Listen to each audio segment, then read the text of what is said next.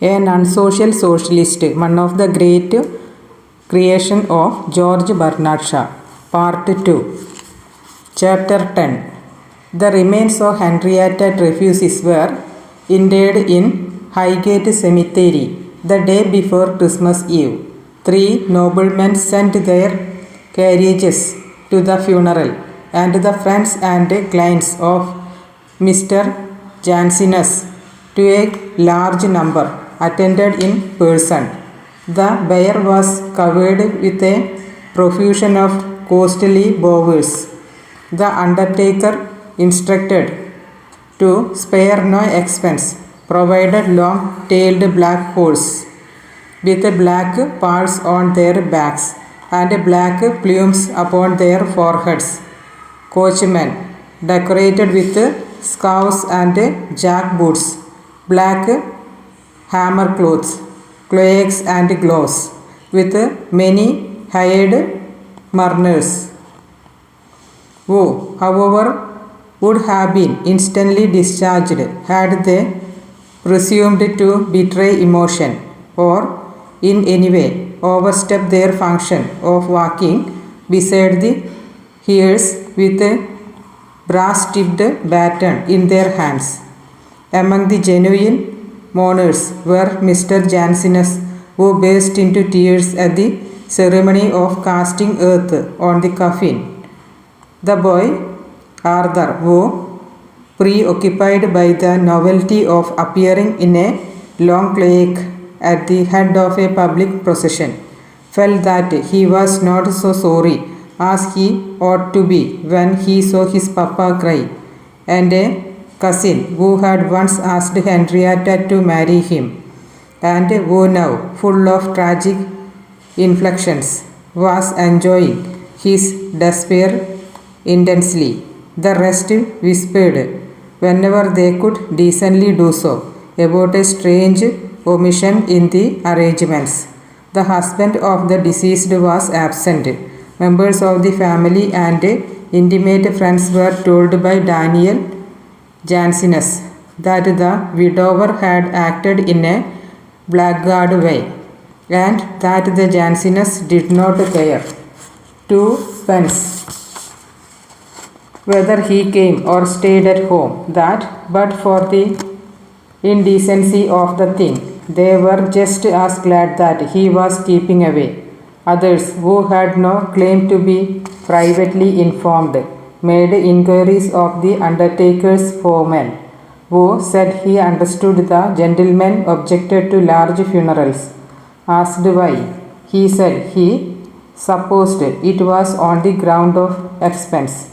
This being met by a remark that Mr. Dreyfuss was very wealthy, he added that he had been told so, but believed the money had not come from the lady, that people seldom cared to go to a great expense for a funeral unless they came into something good by the death, and that some parties, the more they had, the more they grudged before the funeral guests dispersed. The report spread by Mr. Jansenus' brother had got mixed with the view of the foreman, and had given rise to a story of Dreyfuss expressing joy at his wife's death with frightful oaths in her father's house whilst she lay dead there, and refusing to pay a farthing of her debtors or funeral expenses.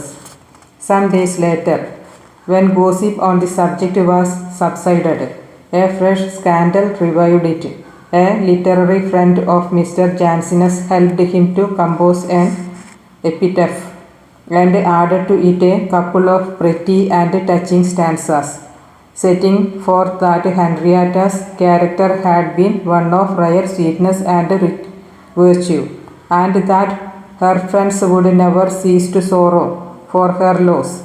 A tradesman, who described himself as a monumental mason, furnished a book of tomb designed, and Mr. Jansenus selected a highly ornamental one, and proposed to defray half the cost of its erection.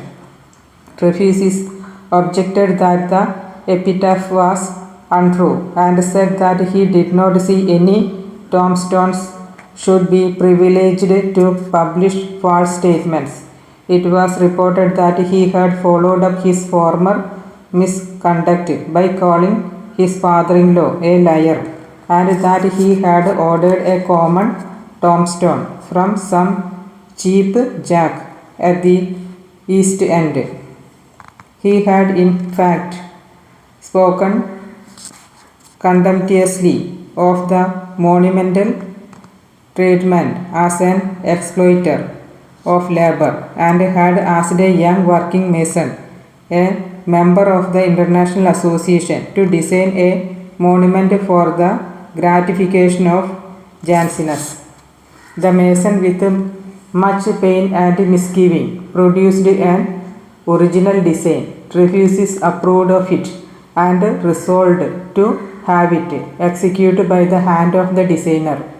He hired a sculptor's studio, purchased blocks of marble of the dimensions and quality described to him by the mason, and invited him to set to work forthwith. Trefusis now encountered a difficulty. He wished to pay the mason the just value of his work, no more and no less, but this he could not ascertain. The only available standard was the market price, and this he rejected as being fixed by competition among capitalists who could not secure profit by obtaining from their workmen more product than paid them for, and could not tempt customers by offering a share of the unpaid for part of the product as a reduction in price. Thus he found that the system of withholding the indispensable material for production and subsistence from the laborers, except on conditions of their supporting and idle class, whilst accepting a lower standard of comfort for themselves than for that idle class, rendering the determination of just ratios of exchange, and consequently the practice of honest dealing, impossible. He had at last to ask the mason that he would consider fair payment for the execution of the design, though he knew that the man could no more solve the problem than he, and that though he would certainly ask as much as he thought he could get, his demand must be limited by his poverty and by the competition of the monumental tradesman. Trefusis settled the matter by giving double what he asked, only imposing such conditions as were necessary to compel the mason to execute the work himself, and not make a profit by hiring other men at the market rate of wages to do it. But the design was, to its author's astonishment, to be paid for separately. The mason, after hesitating a long time between £2.10 and £5, was emboldened by a fellow workman, who treated him to some hot whisky and water, to name to the larger sum. Trefusis paid the money at once, and then set himself to find out how much a similar design would have cost from the hands of an eminent royal academician. Happening to know a gentleman in this position, he consulted him, and was informed that the probable cost would be from 500 to £1,000. Trefusis expressed his opinion that the mason's charges was the more reasonable, somewhat to the indignation of his artist friend, who reminded him of the years which a royal academician has to spend in acquiring his skill.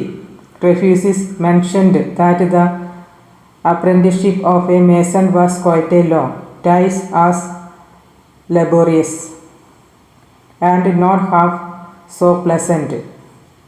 The artist now began to find Trefusis' socialistic views with which he had previously fancied himself in sympathy, both odious and dangerous. He demanded whether nothing was to be allowed for genius.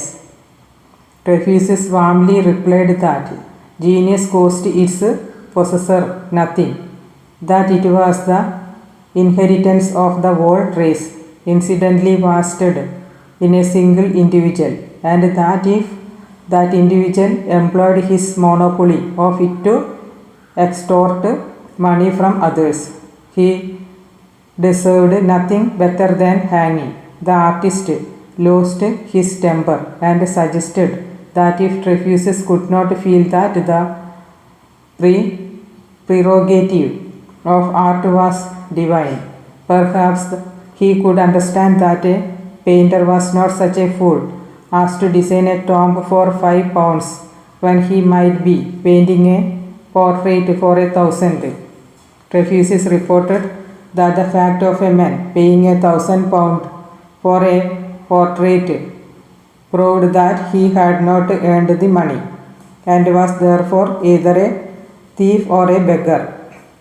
The common workman who sacrificed sixpence from his week's wages for a cheap photograph to present to his sweetheart, or a shilling for a pair of chromolithographic pictures, or left figures to place on his mantelboard, suffered greater privation for the sake of possessing a work of art than the great landlord or shareholder who paid £1,000, which he was too rich to miss, for a portrait that, like Hogarth's Jack Sheppard, was only interesting to student of criminal physiognomy.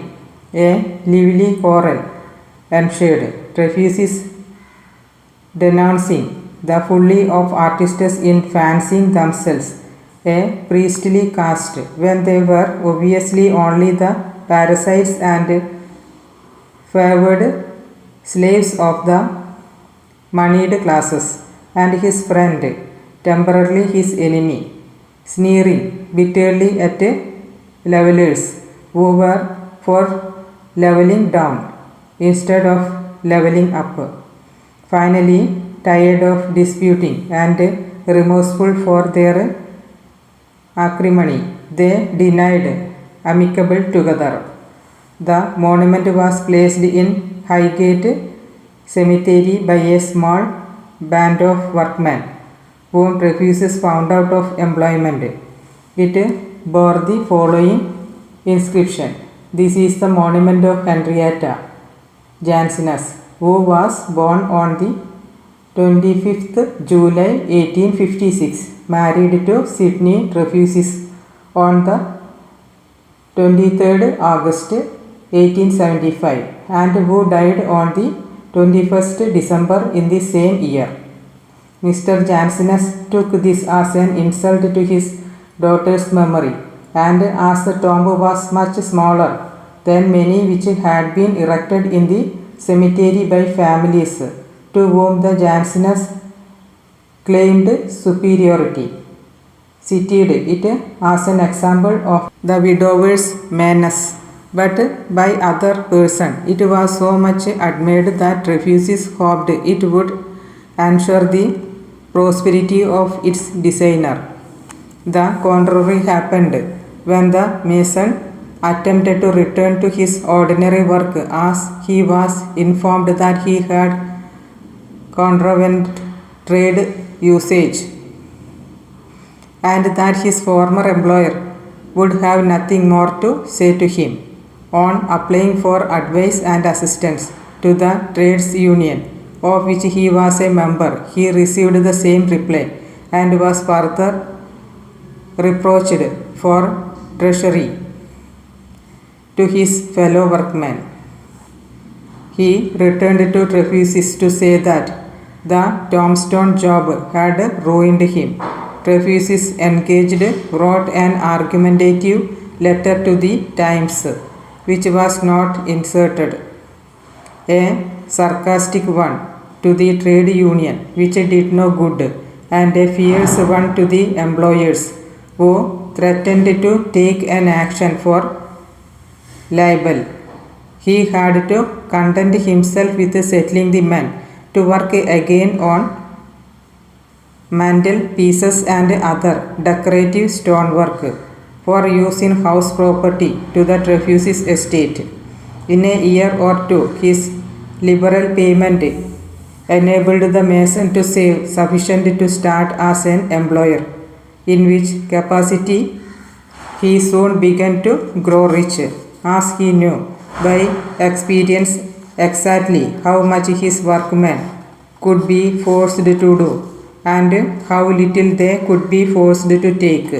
Shortly after this change in his circumstances, he became an advocate of thrift, temperance, and steady industry, and quitted the international association of which he had been an enthusiastic supporter when dependent on his own skill and taste as a working mason.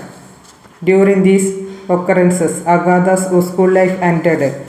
Her resolution to study hard during another term at the college had been formed, not for the sake of becoming learned, but that she might become more worthy of Smilash. And when she learned the truth about him from his own lips, the idea of returning to the scene of that humiliation became intolerable to her. She left under the impression that her heart was broken for her smarting vanity by the law of its own existence, would not perceive that it was the seat of the injury. So she bade Miss Wilson adieu, and the bee on the window pane was heard no more at Alton College.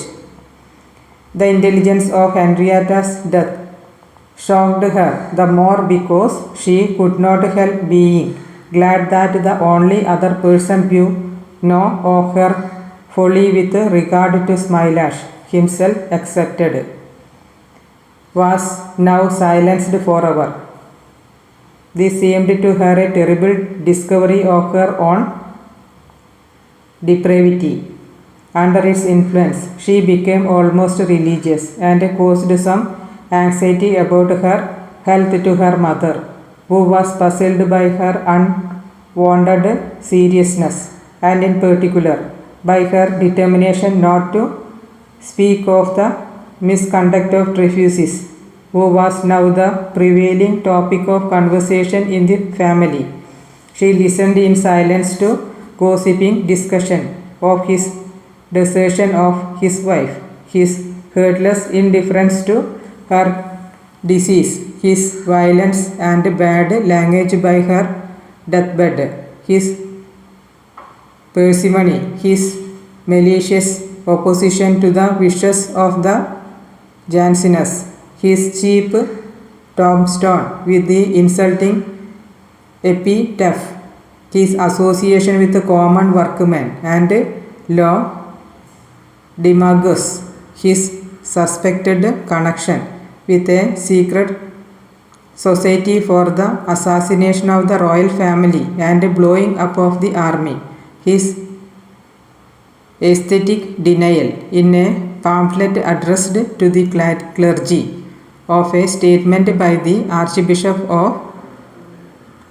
Canterbury that spiritual aid alone could improve the condition of the poor in the east of London, and the crowding disgrace of his trial for deditious libel at the Old Bailey, where he was condemned to 6 months' imprisonment, a penalty from which he was rescued by the ingenuity of his counsel, who discovered a flaw in the indictment and succeeded at a great cost to refugees in getting the sentence squashed.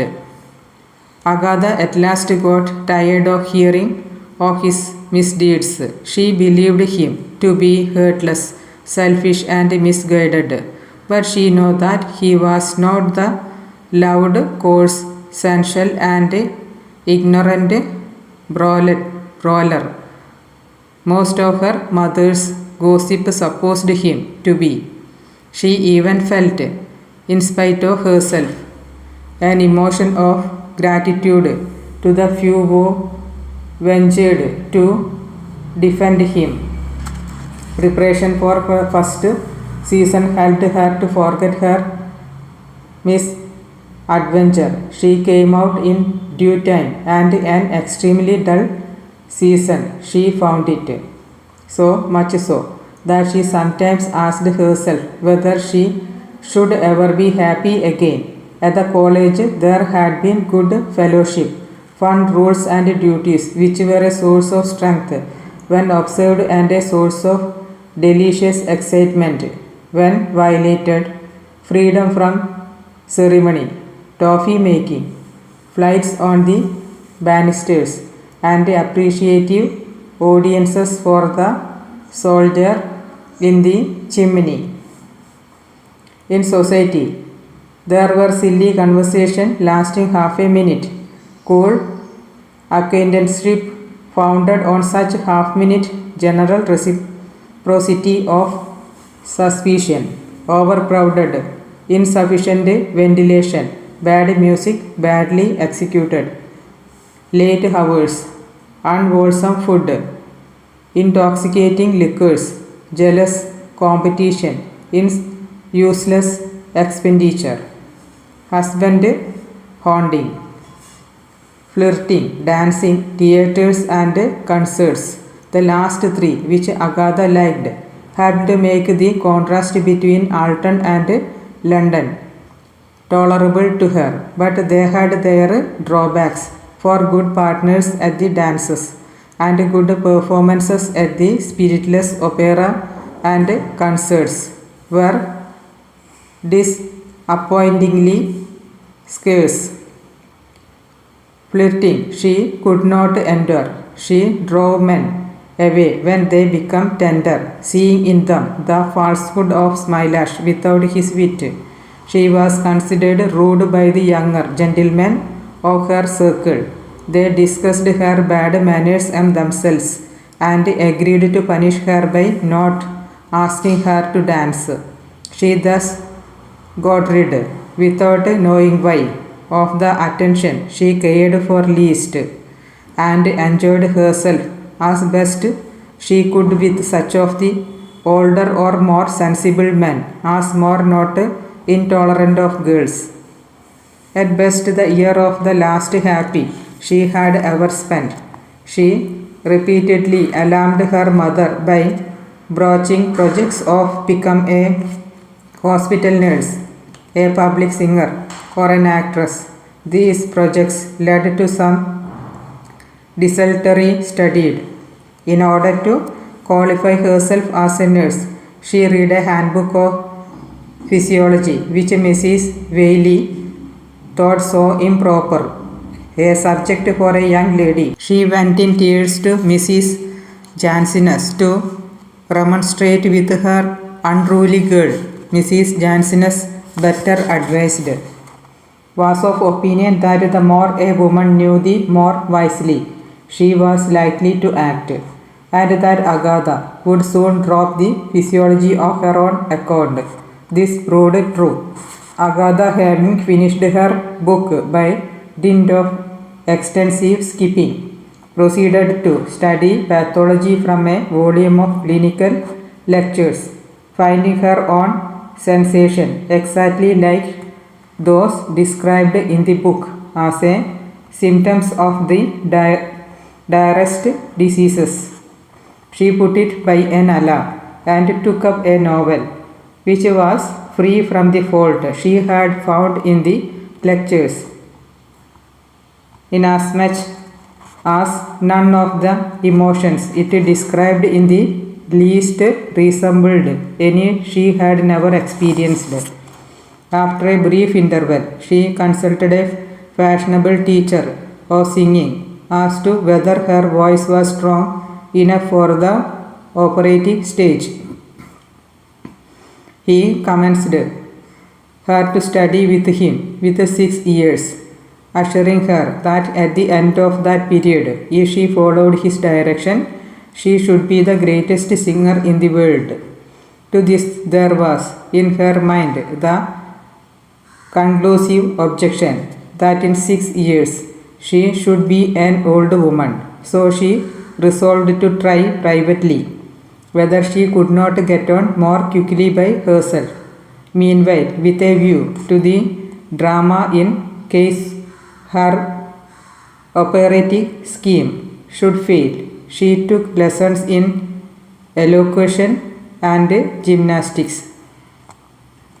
Practice in these improved her health and spirit so much that her previous aspirations seemed too limited. She tried her hand at all the art in succession, but was too discouraged by the weakness of her first attempts to persevere. She knew that, as a general rule, there are feeble and ridiculous beginnings to all excellence, but she never applied general rules to her own case, still thinking of herself as an exception to them, just as she had done when she romanced about Smilash. The illusion of adolescence were thick upon her. Meanwhile, her progress was creating anxieties in which she had no share.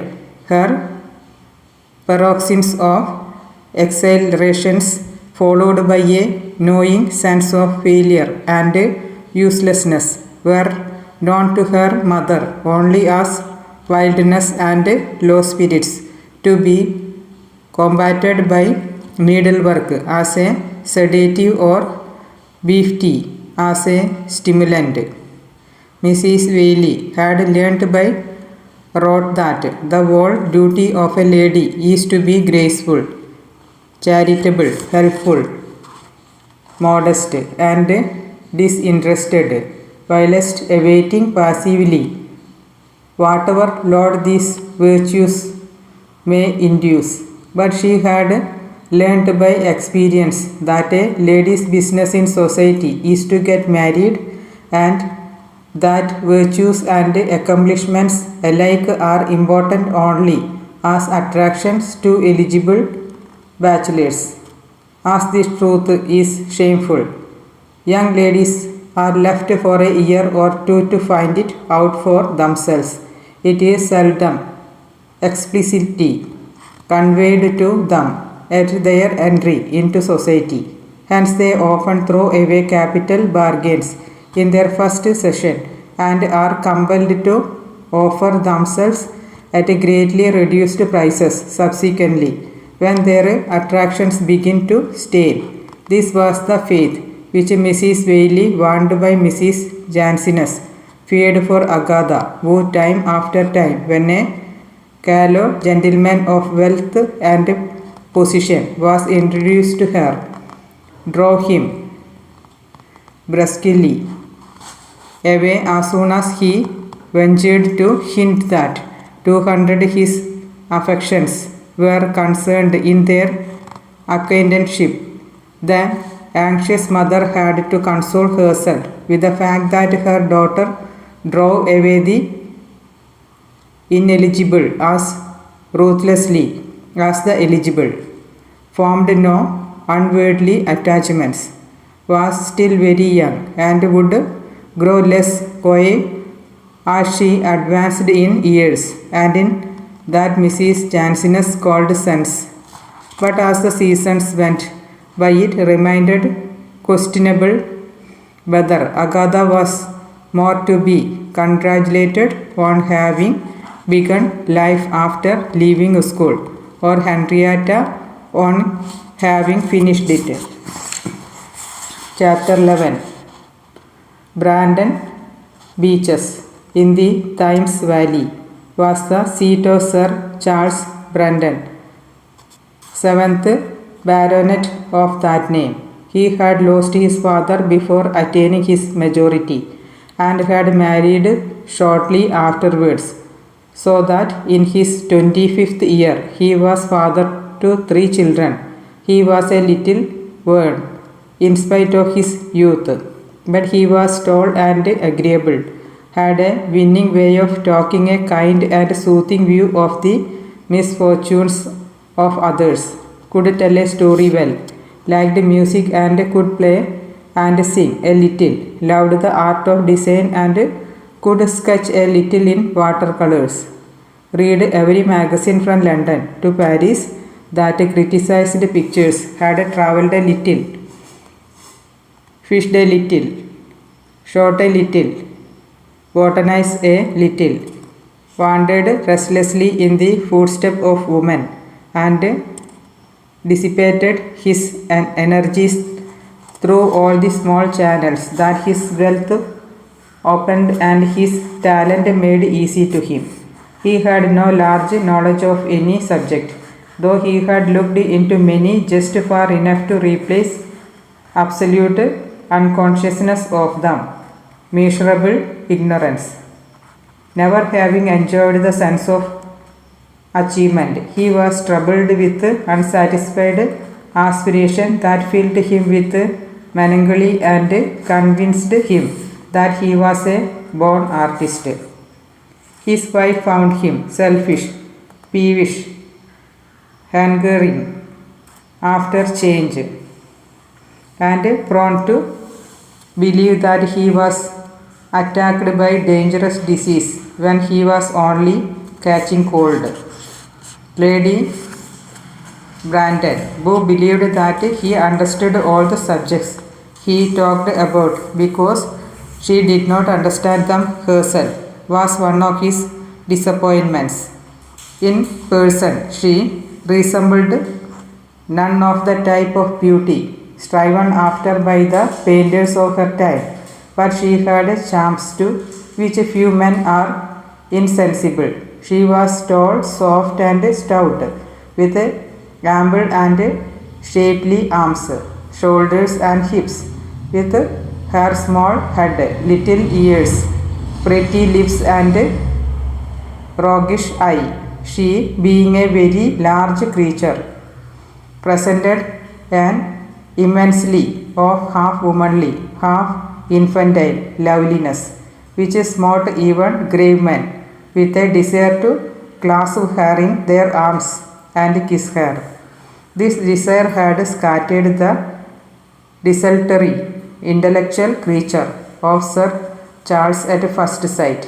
His imagination invested her with a taste for the fine arts which he required from a wife, and he married her in her first season, only to discover that the amativeness in her temperament was too little and languid that she made all his attempts at a fondness ridiculous, and robbed the caresses for which he had longed of all their anticipated ecstasy.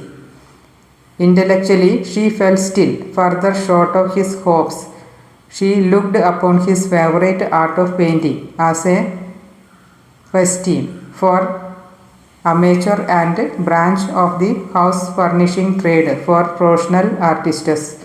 When he was discussing it among his friends, she would offer her opinion with a presumption which was the more trying, as she frequently blundered upon a sound conclusion whilst he was reasoning his way to a hollow one with his utmost subtlety and seriousness. On such occasion, his disgust did not trouble her in the least. She triumphed in it. She had concluded that marriage was a greater folly and men greater fools than she had supposed.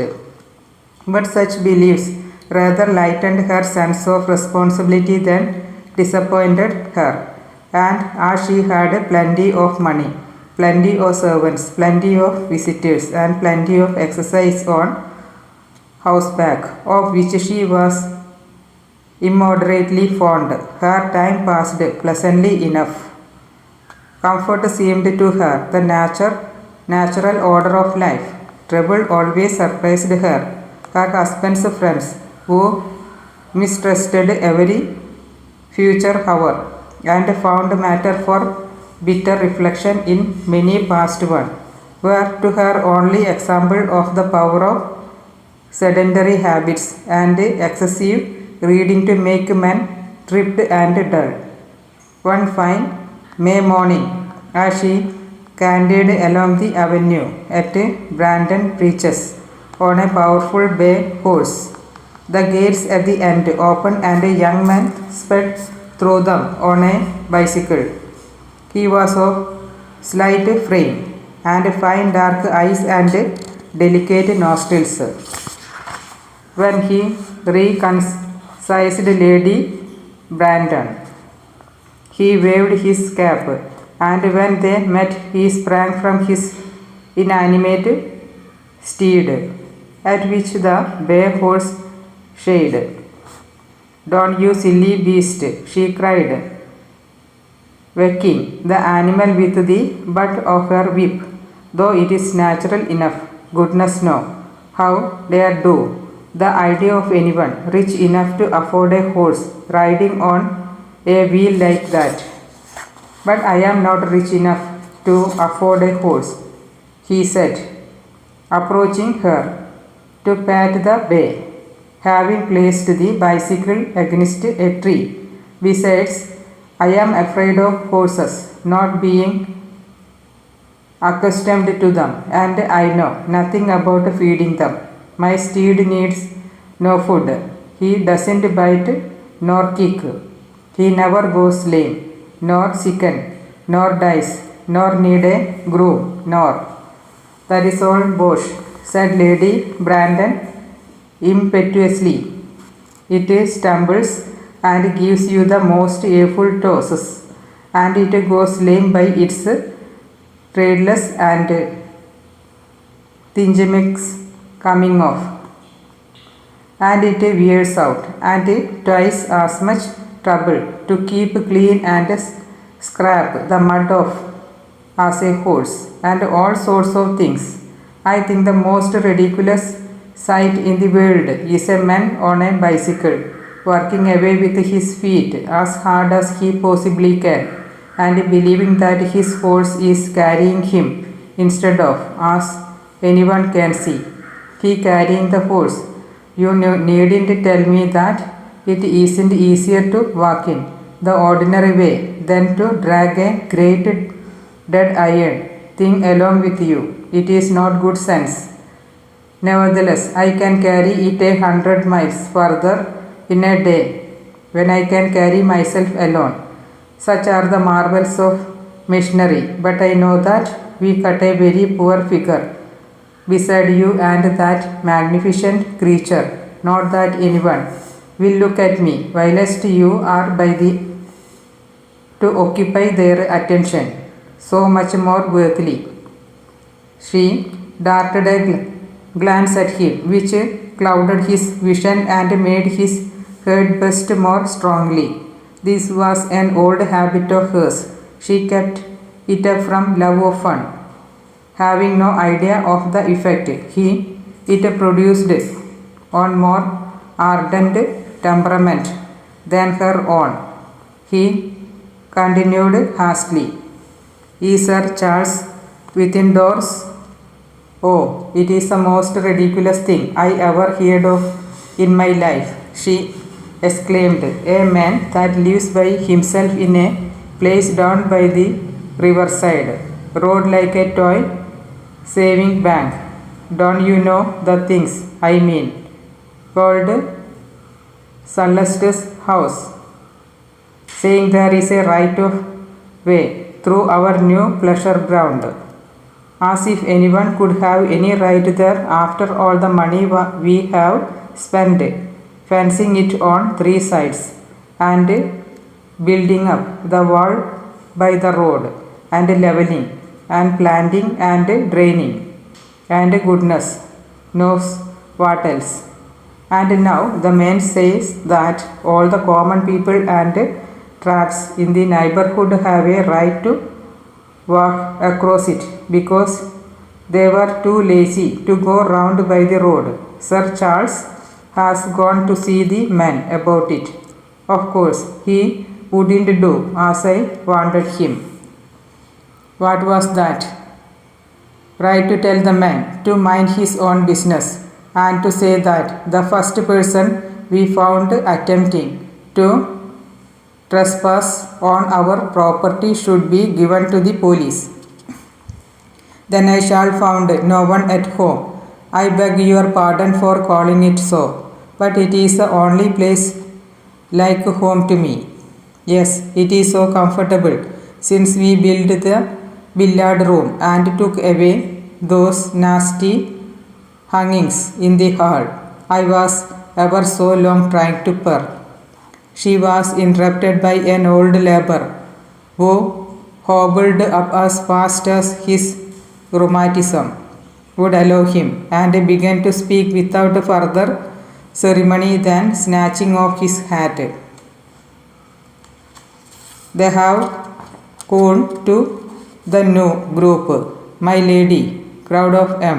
Am a person with M. I am a flag. Sir, quarrels, he don't know what to say. And snooch Twin never was.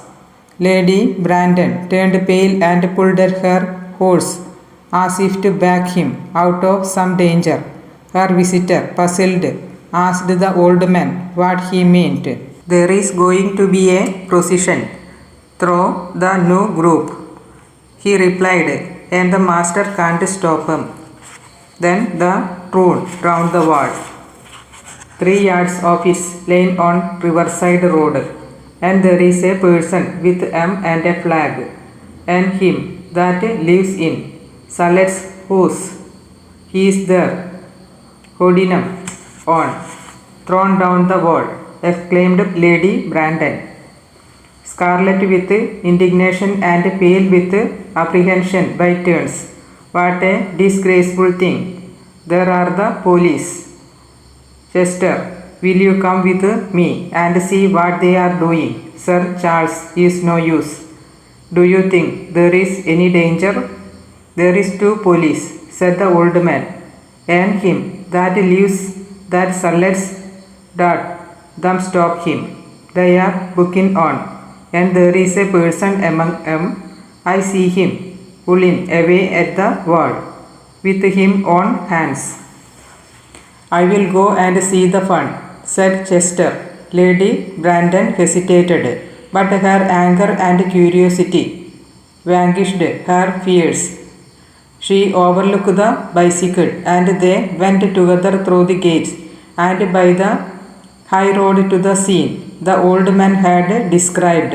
A heap of bricks and mortar lay on the roadway on each side of a breach in the newly built wall, over which Lady Brandon, from her eminence on horseback, could see, coming toward her across the pleasure ground, a column of about 30 persons. They marched 3 abreast in good order and in silence, the expression of all, except a few mirthful faces, being that of devotees fulfilling a rite. The gravity of the procession was deepened by the appearance of a clergyman in its ranks, which were composed of men of the middle class, and a few workmen carrying a banner inscribed, "The soil," or England, the birthright of all her people. There were also 4 women, upon whom Lady Brandon looked with intense indignation and contempt. None of the men of the neighborhood had dared to join. They stood in the road, whispering and occasionally venturing to laugh at the jests of a couple of tramps who had stopped to see the fun and who cared nothing for Sir Charles. He, standing a little way within the field, was remonstrating angrily with a man of his own class, who stood with his back to the breach and his hands in the pockets of his snuff-colored clothes, contemplating the procession with allayed satisfaction. Lady Brandon, at once suspecting that his was the man from Sullet's house, and encouraged by the loyalty of the crowd, most of them made way for her and touched their hats, hit the bay horse smartly with her whip and rode him with a clatter of hoofs and scattering of scolders right at the snuff-colored enemy, who had to spring hastily aside to avoid her. There was a roar of laughter from the roadway, and the man turned sharply on her, but he suddenly smiled affably, replaced his hands in his pockets after raising his hat and said, "How do you do, Miss Carpenter? I thought you were a charge of cavalry." "I am not Miss Carpenter. I am Lady Brandon, and you ought to be ashamed of herself, Mr. Smilash, if it is you that have brought these disgraceful people here." His eyes, as he replied, were eloquent with reproach to her for being no longer Miss Carpenter. "I am not Smilash," he said. "I am Sydney Trefusis. I have just had the pleasure of meeting Sir Charles for the first time, and we shall be the best friends possible when I have convinced him that it is hardly fair to seize on a path belonging to the people and compel them to walk a mile and a half round his estate instead of 400 yards between two portions of it. I have already told you, sir," said Mr. Charles, "that I intend to open a still shorter path, and to allow all the well-conducted work people to pass through twice a day. This will enable them to go to their work and return from it, and I will be at the cost of keeping the path in repair." "Thank you," said Trefusis dryly, "but why should we trouble you when we have a path of our own to use 50 times a day, if we choose, without any man barring our way until our conduct happens to please him? Besides, your next heir would probably shut the path up the moment he came into procession. Offering them a path is just what makes them impudent," said Lady Brandon to her husband. "Why did you promise them anything? They would not think it a hardship to walk a mile and a half or 20 miles to a public house, but when they go to their work, they think it dreadful to have to walk a yard. Perhaps they would like us to lend them the wagonette to drive in." "I have no doubt by would," said Trefusis, beaming at her. "Pray leave me to manage here, Jane. This is no place for you. Bring Erskine to the house. He must be. Why don't the police make them go away?" said Lady Brandon, too excited to listen to her husband. "Hush, Jane, pray. What can 3 men do against 30 or 40? They ought to take up somebody as an example to the rest. They have offered in the handsomest manner to arrest me if Sir Charles will give me in charge," said Trefusis. "There, Lady Jane," turning to her husband, "why don't you give him or someone in charge?" "You know nothing about it," said Sir Charles, vexed by a sense that she was publicly making him ridiculous. "If you don't, I will," she persisted. "The idea of having our ground broken into and our new wall knocked down. A nice state of thing it would be if people were allowed to do as they liked with other people's property. I will give every one of them in charge. Would you consign me to a dungeon?" said Trefusis in melancholy tone. "I don't mean you exactly," she said, relenting, "but I will give that clergyman into charge, because he ought to know better. He is the ringleader of the whole thing. He will be delighted, Lady Brandon. He pines for martyrdom. But will you really give him into custody? I will, she said vehemently, emphasizing the assurance by a plunge in the saddle that made the bay stagger. On what charge? He said, patting the horse and looking up at her. I don't care. What charge? She replied, conscious that she was being admired and not displeased. Let them take him up, that is all. Human beings on horseback are so far singers that liberties taken with their horse are almost as personal as liberties taken with themselves. When Sir Charles saw Trefusis patting the bay, he felt as much outraged as if Lady Brandon herself were being patted, and he felt bitterly toward her for permitting the familiarity. He was relieved by the arrival of the procession. It halted as the leader came up to Trefusis, who said gravely, Gentlemen, I congratulate you on the firmness with which you have this day asserted the right of the people of this place to the use of one of the few scraps of Mother Earth of which they have not been despoiled. Gentlemen, shouted an excited member of the procession. 3 cheers for the resumption of the land of England by the people of England. Hip hip hooray. The cheers were given with such spirit. Sir Charles' cheeks became redder at each repetition. He looked angrily at the clergyman, now distracted by the charms of Lady Brandon, whose scorn, as she surveyed the crowd, expressed itself by a pout which became her pretty lips extremely. Then a little aged labour stepped from the road into the field, hat in hand. Ducked respectfully, he said, Look, ye here, Sir Charles, don't ye mind them fellers.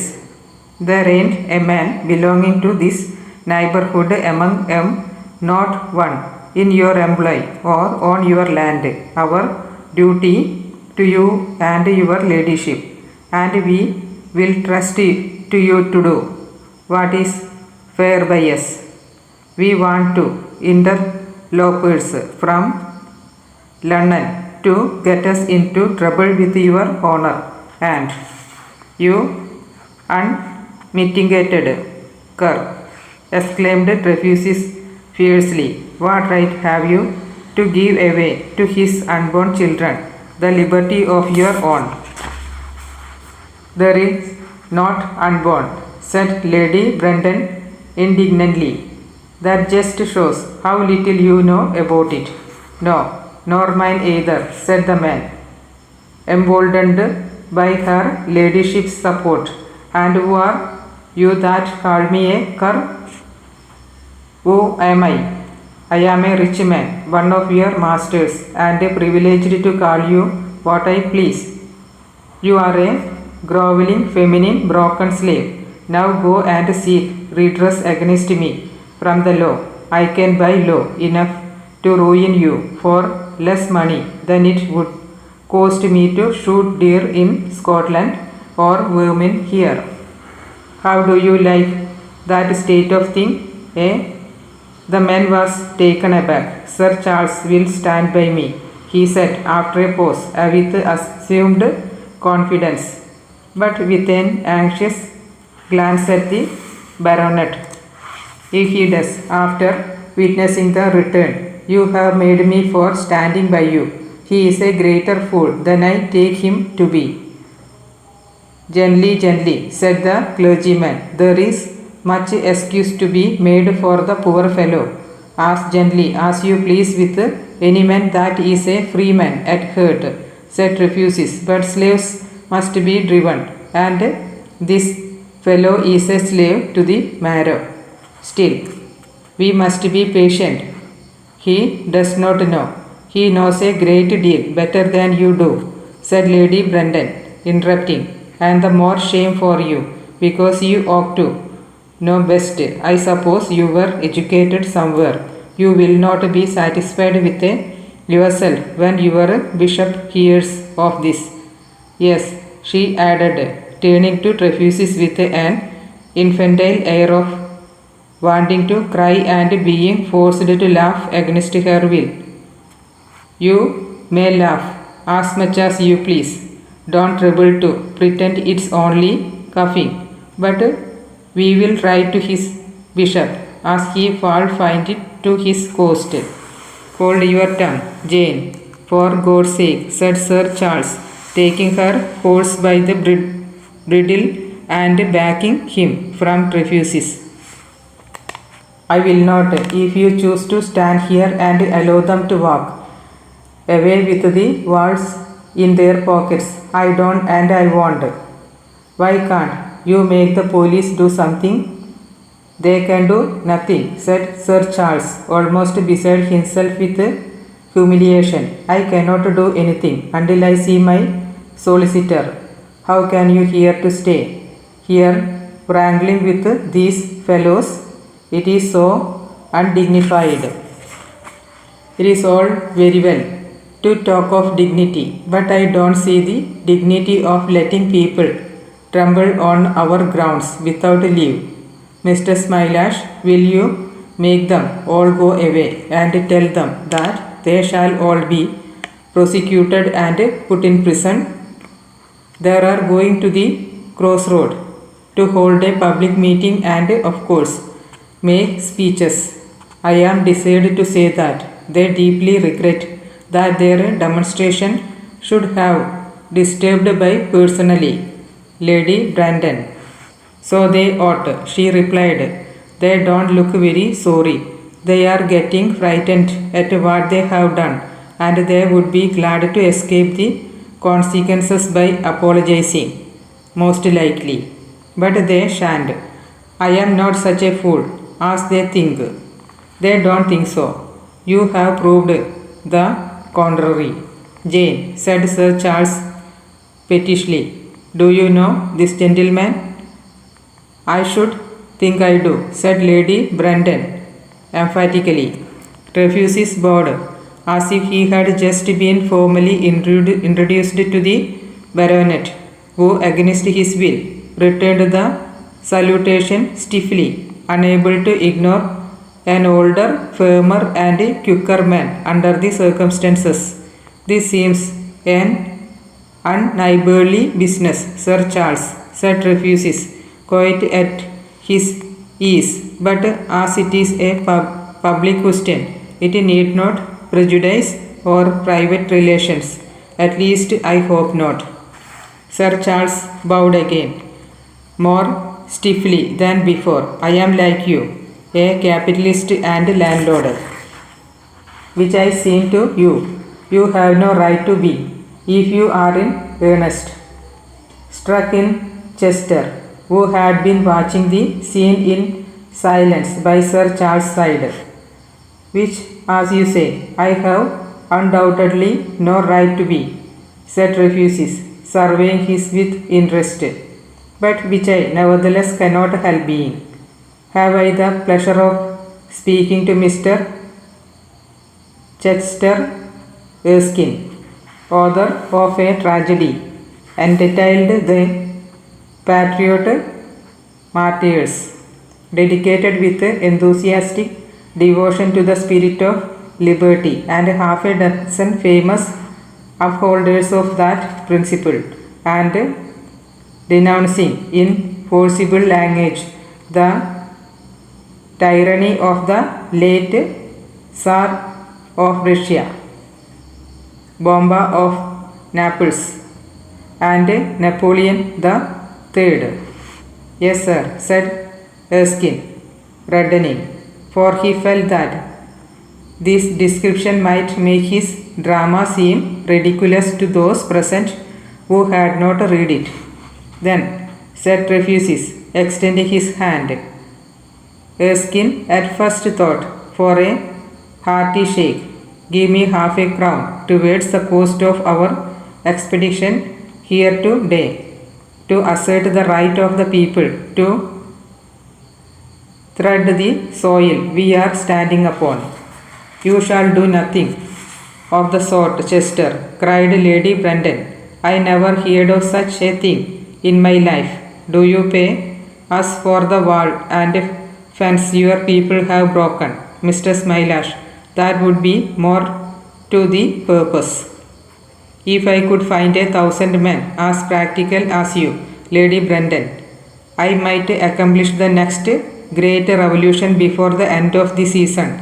He looked at her for a moment curiously, as if trying to remember, and then added inconsequently, how are your friends? There was a miss, I am afraid I have forgotten all the names except your own. Gertrude Lindsay is staying with us. Do you remember her? I think. No, I am afraid I do not. Let me see. Was she a haughty young lady? Yes, said Lady Brandon eagerly, forgetting the wall and fence. But who do you think is coming next Thursday?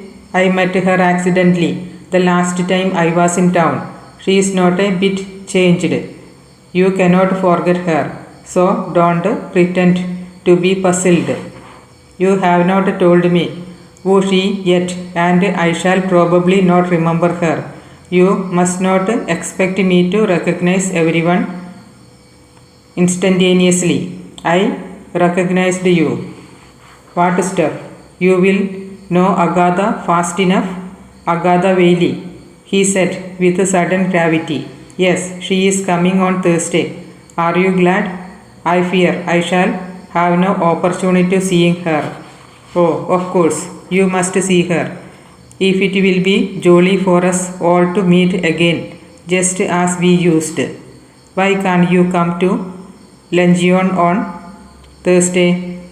I shall be delighted if you will really allow me to come after my conduct here.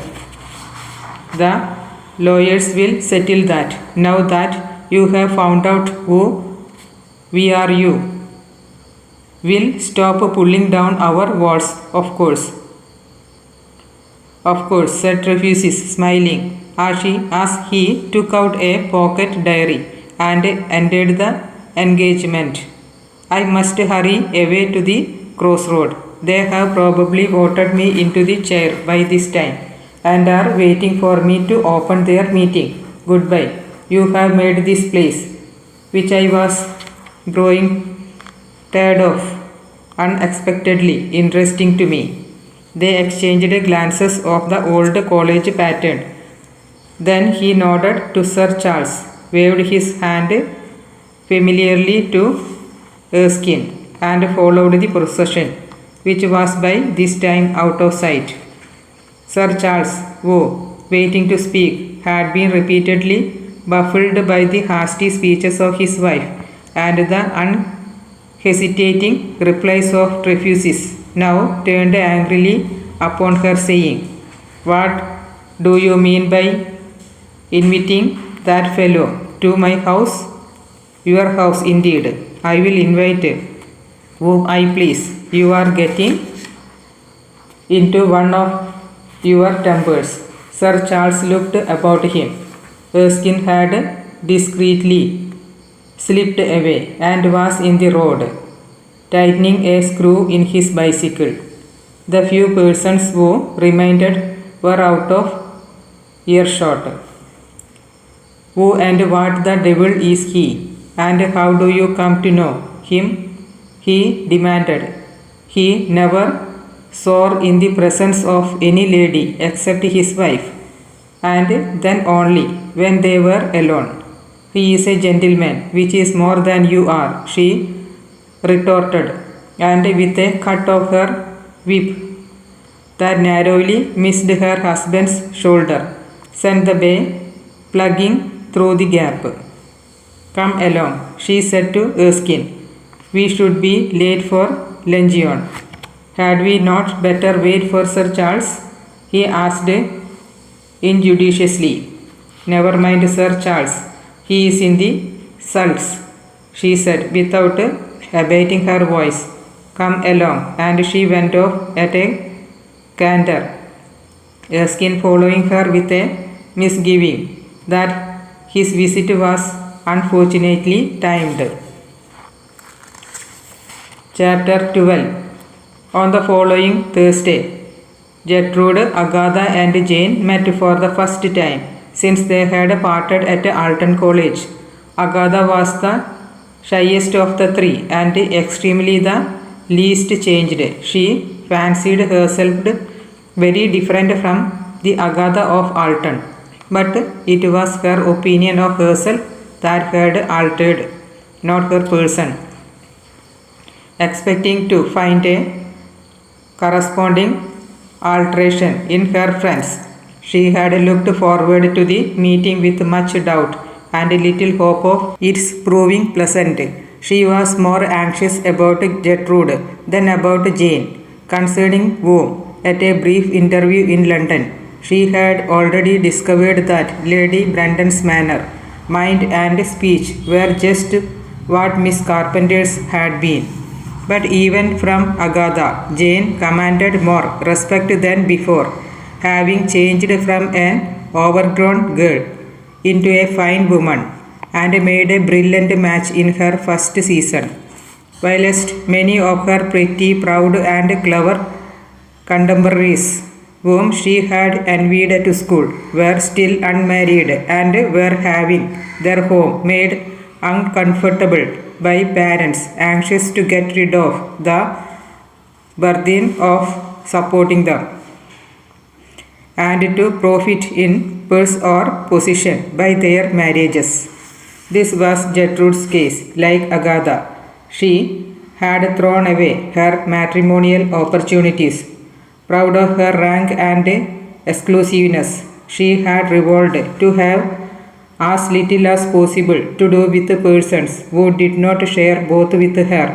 She began by repulsing the proffered acquaintances of many families of great wealth and fashion, who either did not know their grandparents or were ashamed of them. Having shut herself out of their circle, she was presented at court and thenceforth accepted the invitation of those only who had, in her opinion, a right to the same honor. And she was far stricter on that point than the Lord Chamberlain, who had, she held, betrayed his trust by practically turning leveller. She was well educated, refined in her manners and habits, skilled in etiquette to an extent irritating to the ignorant, and gifted with a delicate complexion, pearly teeth, and a face that would have been Grecian but for a slight upward tilt of the nose and traces of a square, heavy type in the jaw. Her father was a retired admiral with sufficient influence to have had a sinecure made by a conservative government expressively for maintenance of his son, pending alliance with some heirs. Yet Gertrude remained single, and the admiral, who had formerly spent more money than he could comfortably afford on her education, and was still doing so upon her state and personal adornment, was complaining so unpleasantly of her failure to get take off his hands that she could hardly bear to live at home, and was ready to marry any thoroughbred gentleman, however unsuitable his age or character, who would relieve her from her humiliating dependence. She was prepared to sacrifice her natural desire for youth, beauty, and virtue in a husband if she could escape from her parents on no easier terms. But she was resolved to die an old maid sooner than marry an upstart. The difficulty in her way was pecuniary.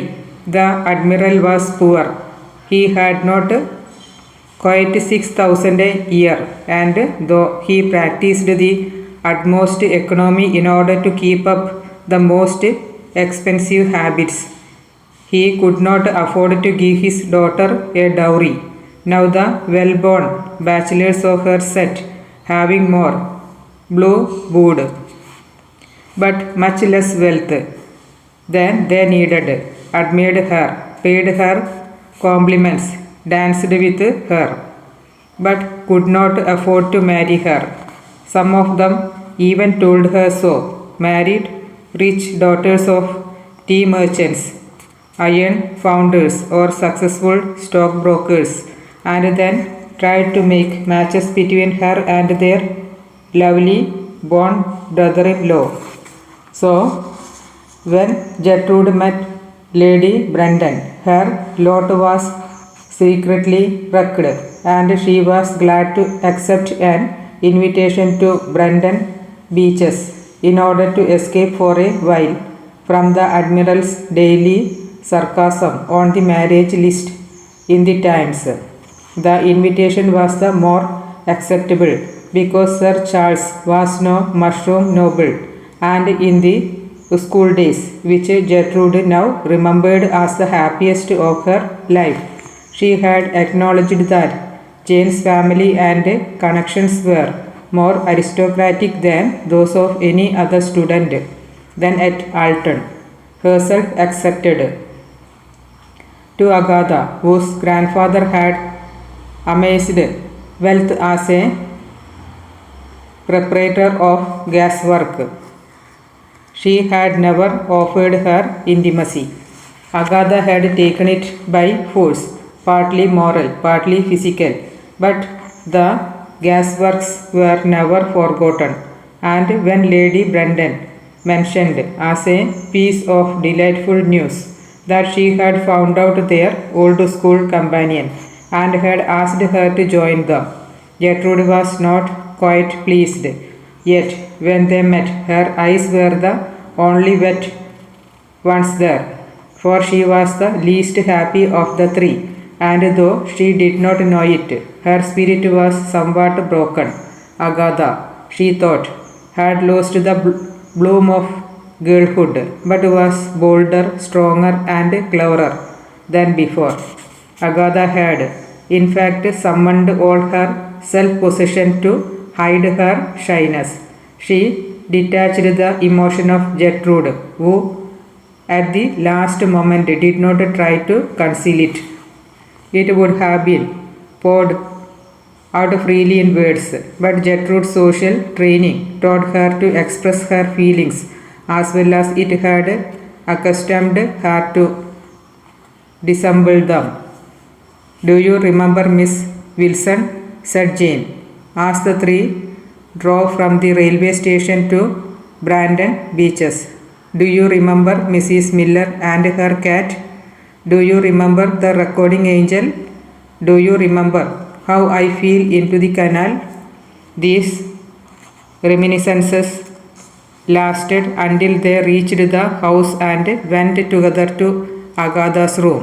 Here Jane, having some orders to give in the household, had to leave them reluctantly, for she was jealous lest Gertrude should get the start of her in the renewal of Agatha's affection. She even tried to take her rival away with her, but in vain. Gertrude would not budge. "What a beautiful house and splendid space," said Agatha when Jane was gone. "And what a nice fellow Sir Charles is." We used to laugh at Jane, but she can afford to laugh at the luckiest of us now. I always said she would blunder into the best of everything. It is true that she married in her first season. Yes, and Sir Charles is a man of great culture. I cannot understand it. Her size is really beyond everything, and her manners are bad. said Agatha with a wise air. There was always something about Jane that attracted men, and she is more knave than fool. But she is certainly a great ass. Gertrude looked serious, to imply that she had grown out of the habit of using or listening to such language. Agatha, stimulated by this, continued. Here are you and I, who consider ourselves twice as presentable and conversable as she, two old maids. Gertrude winced, and Agatha hastened to add, why, as for you, you are perfectly lovely, and she has asked us down expressly by marry us. She would not presume. Nonsense, my dear Gertrude. She thinks that we are a couple of fools who have mismanaged our own business, and that she, having managed so well for herself, can settle us in a jiffy. Come, did she not say to you before I came that it was time for me to be getting married? Well, she did, but she said exactly the same thing to me about Yon when she invited me. I would leave her house in moment, said Gertrude, if I thought she dared meddle in my affairs. What is it to her whether I am married or not? Where you have been living all these years, if you do not know that the very first thing a woman wants to do when she has made a good match is to make once for all her spinster friends. Jane does not mean any harm. She does it out of pure benevolence. I do not need Jane's benevolence.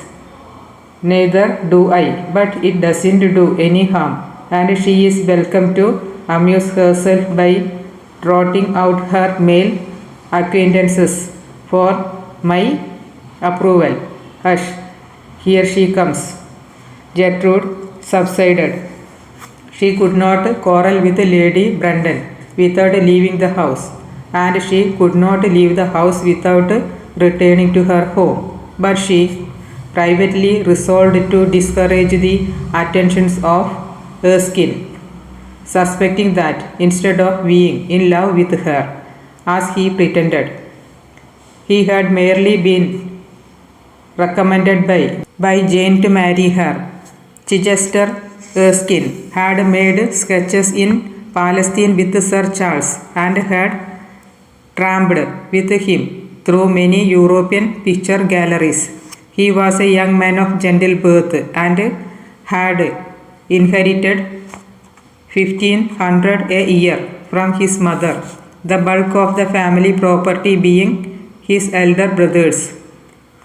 Having no profession and being fond of books and pictures, he had devoted himself to fine art, a pursuit which offered him on the cheapest terms a high opinion of the beauty and capacity of his own nature. He had published a tragedy entitled The Patriot Martyrs, with an etched frontispiece by Sir Charles, and an edition of it had been speedily disposed of in presentations to the friends of the artist and poet, and to the reviews and newspapers. Sir Charles had asked an eminent tragedian of his acquaintances to place the work on the stage and to enact one of the patriot martyrs. But the tragedian had objected that the other patriot martyrs had part of equal importance to that proposed for him. Erskine had indignantly refused to cut these parts down or out, and so the project had fallen through. Since then, Erskine had been bent on writing another drama without regard to the exigencies of the stage. but he had not yet begun it, in consequences of his inspiration coming upon him at inconvenient hours, chiefly late night, when he had been drinking and have leisure for sonnets only. The morning air and bicycle riding were fatal to the vein in which poetry struck him as being worth writing. In spite of the bicycle, however, the drama, which was to be entitled Hypatia, was now in a fair way to be written, for the poet had met and fallen in love with Gertrude Lindsay. These almost Grecian features and some knowledge of the different calculia which she had acquired at Alton helped him to believe that she was a fit model for his heroine. When the ladies came downstairs, found their host and Erskine in the picture gallery, famous in the neighborhood for the sum it had cost Sir Charles. There was a new etching to be admired, and they were called on to observe what the baronet called its tones, and what Agatha would have called its degrees of smudginess. Sir Charles' attention often wandered from this work of art. He looked at his watch twice and said to his wife, "I have ordered them to be punctual with the luncheon." "Oh yes, it is all right," said Lady Brandon, who had given orders that luncheon was not to be served until the arrival of another gentleman. "Show Agatha the picture of the man in thee." "Mr. Trefusis," said a servant. Mr. Trefusis, still in snuff colour, entered, coat unbuttoned and attention unconstrained, exasperingly unconscious of any occasion for ceremony. "Here you are at last," said Lady Brandon. "You know everybody, don't you?" "How do you do?" said Sir Charles, offering his hand as a severe expression of his duty to his wife's guest, who took it cordially, nodded to Erskine, looked without recognition at Gertrude, whose frosty stillness repudiated Lady Brandon's complication that the stranger was acquainted with her, and turned to Agatha, to whom he bowed. She made no sign. She was paralyzed. Lady Brandon reddened with anger. Sir Charles noted his guest's reception with secret satisfaction, but shared the embarrassment which oppressed all present except Trefusis, which seemed quite indifferent and assured, and unconsciously produced an impression that the others had not been equal to the occasion, as instead they had not. "We were looking at some etchings when you came in," said Sir Charles, hastening to break the silence. "Do you care for such things?" And he handed him a proof. Trefusis looked at it as if he had never seen such a thing before, and did not quite know what to make of it. "All these scratches seem to me to have no meaning," he said dubiously. Sir Charles stole a contemptuous smile and significant glance at Erskine. He ceased already with an instinctive antipathy to Trefusis, said emphatically, "There is no one of those scratches that has not a meaning. That one, for instance, like the limb of a daddy long legs." "What does that mean?" Erskine hesitated a moment, recovered himself, and said, "Obviously enough to me at last. It indicates the marking of the roadway." "Not a bit of it," said Trefusis. "There never was such a mark as that on a road. It may be a very bad attempt at a briar, but briars don't straggle into the middle of roads frequented as that one seems to be. Judging by those overdone ruts, he put the etching away, showing no disposition to look further into the portfolio, and remarked, "The only art that interests me is photography." Erskine and Sir Charles again exchanged glances, and the former said, "Photography is not an art in the sense in which I understand the term. It is a process, and a much less troublesome and more perfect process than that," said Trefusis, pointing to the etching. "The artists are sticking to the old barbarous, difficult and imperfect process of etching and portrait painting merely to keep us the value of their monopoly of the required skill. They have left the new, for complexly organized and more perfect, yet simple and beautiful method of photography in the hands of tradesmen, sneering at it publicly and resorting to its aid surreptitiously. The result is that the tradesmen are becoming better artists than they, and naturally so, for where, as in photography, the drawing counts for nothing, the thought and judgment count for everything, whereas in the etching and daubing process, where great manual skill is needed to produce anything that the eye can endure, the execution counts for more than the thought, and if a fellow only fit to carry bricks upon a ladder, or the like had ambition and perseverance enough to train his hand and push into the van, you cannot afford to put him back into his proper place, because thoroughly trained hands are so scarce. Consider the proof of this, that you have an literature. Our books are mainly the work of printers and paper makers. You may cut an author's hand off, and he is as good as others as before. What is the result? There is more imagination in any number of a penny journal than in half a dozen of the Royal Academy rooms in the season.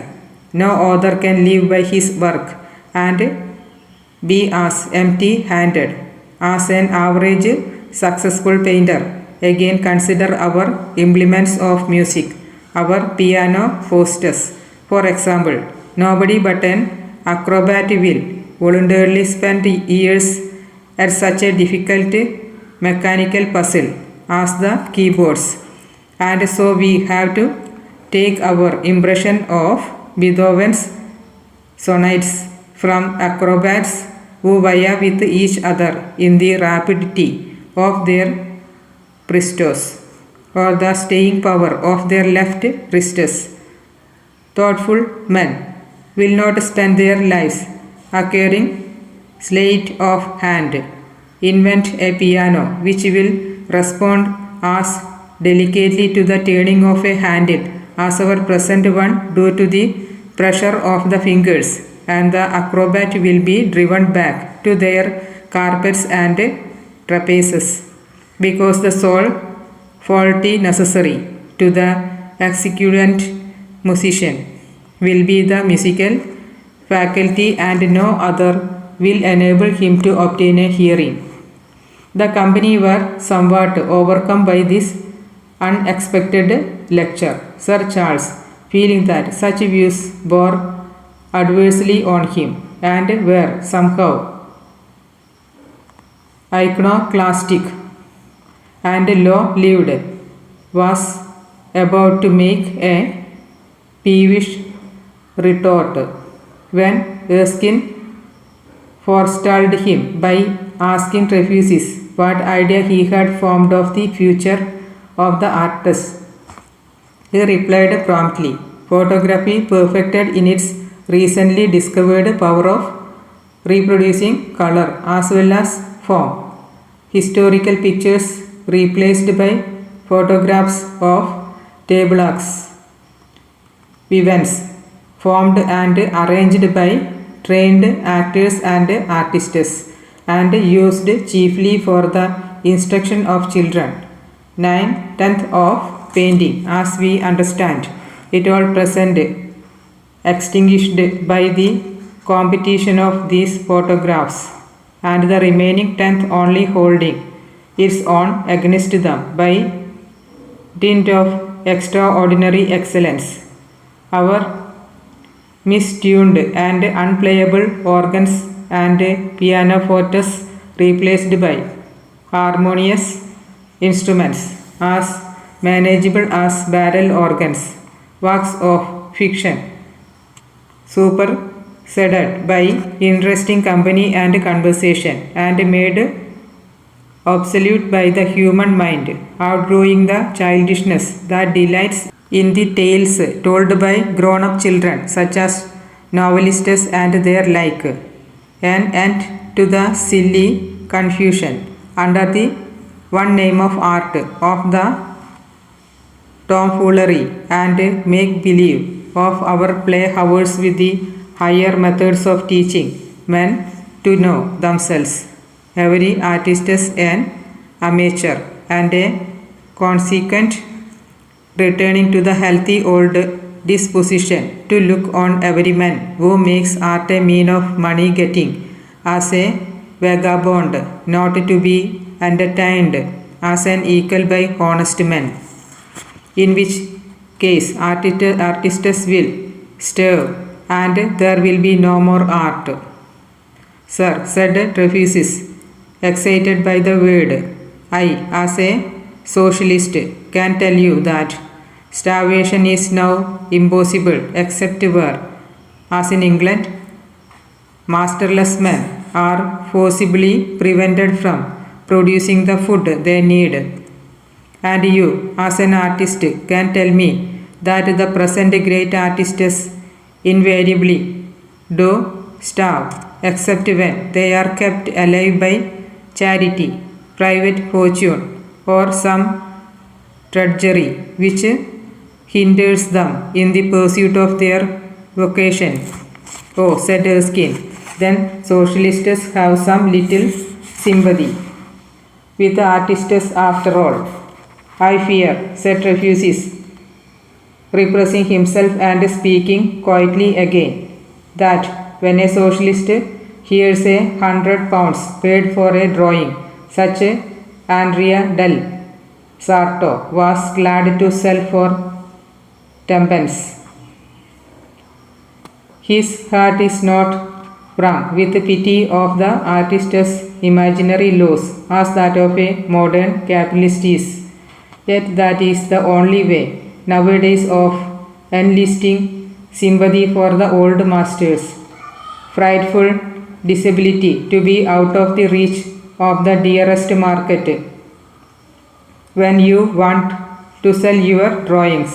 But, he added, giving himself a shake and turning round gaily, I did not come here to talk shop, so pending the deluge, let us enjoy ourselves after our manner. No, said Jane, please go on about art. It is such a relief to hear anyone talking sensibly about it. I hate itching. It makes your eyes sore. At least the acid gets into Sir Charles, and the difference between the first and second state is nothing but imagination, except that the last state is worse than the here is Legion. They went downstairs then. Trefusis sat between Agatha and Lady Brenton, to whom he addressed all his conversation. They chatted without much interruption from the business of the table, for Jane, despite her amplitude, had a small appetite and was fearful of growing fat, whilst Trefusis was systematically abstemious. Sir Charles was unusefully silent. He was afraid to talk about art, lest he should not contradicted by refugees, who he already felt cared less and perhaps knew more about it than he, having previously commented to Agatha on the beauty of the ripening spring and inquired whether her journey had fatigued her. He had said as much as he could think of at a first meeting. For her part, she was intent on refugees who, though he must know, she thought that they were all hostile to him except Jane, seemed as confident now as when he had befooled her long ago. That thought set her teeth on edge. She did not doubt the sincerity of her antipathy to him, even when she detected herself in the act of protesting inwardly that she was not glad to meet him again, and that she would not speak to him. Gertrude, meanwhile, was giving short answers to Erskine and listening to refuses she had gathered from the domestic squabbles of the last few days that Lady Brandon, against her husband's will, had invited a notorious demagogue, the rich son of a successful cotton spinner, to visit the beaches. She had made up her mind to snub any such man, but on recognizing the long forgotten Smilash, she had been astonished and had not known what to do. So, to avoid doing anything improper, she had stood stilly silent and done nothing, as the custom of English ladies in such a case is. Subsequently, his unconscious self-assertion had brought with her, as with the others, and her intention of snubbing him had faded into the limbo of projects abandoned without trial. Erskine alone was free from the influence of the intruder. He wished himself elsewhere, but beside Gertrude the presence or absence of any other person troubled him very little. "How are the Jansenius?" said Refusis suddenly, turning to Agatha. "They are quite well, thank you," she said in measured tones. "I met John Jansenus in the city lately. You know Jansenus?" he added parenthetically to Sir Charles. "Cotman's Bank. The last Cotman died out of the firm before we were born. The chairman of the Trans-Canadian Railway Company." "I know the name. I am seldom in the city." "Naturally," assented Refusis, for Bo would sadden himself by pushing his way through a crowd of such slaves, if he could help it. I mean, slaves of Mammon. Of course, to run the gauntlet of their faces in Cornhill is enough to discourage a thoughtful man for hours. Well, Jansenus, being high in the court of Mammon, is looking out for a good post in the household for his son. Jansenus, by the by, is Miss Whaley's guardian and the father of my late wife." Agatha felt inclined to deny this, but as it was true, she had to forbear, resolved to show that the relation between her family and Refusis were not cordial ones. She asked deliberately, "Did Mr. Jansenus speak to you?" Gertrude looked up as if she thought this scarcely ladylike.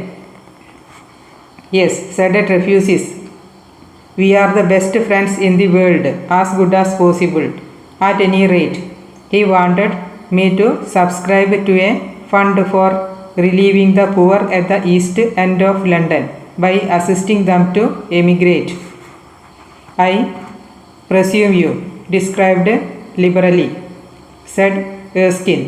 "It was an opportunity of doing some practical good." I did not, said Refuses, grinning at the sarcasm. This Trans-Canadian Railway Company, having got a great deal of spare land from the Canadian government more for nothing, thought it would be a good idea to settle British workmen on it and screw rent out of them.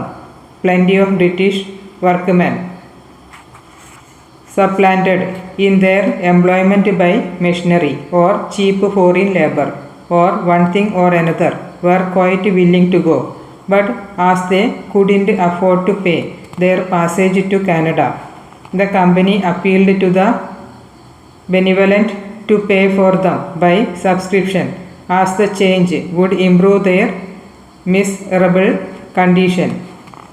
I did not see why I should pay to provide a rich company with tenant farmers, and I told Jansen so.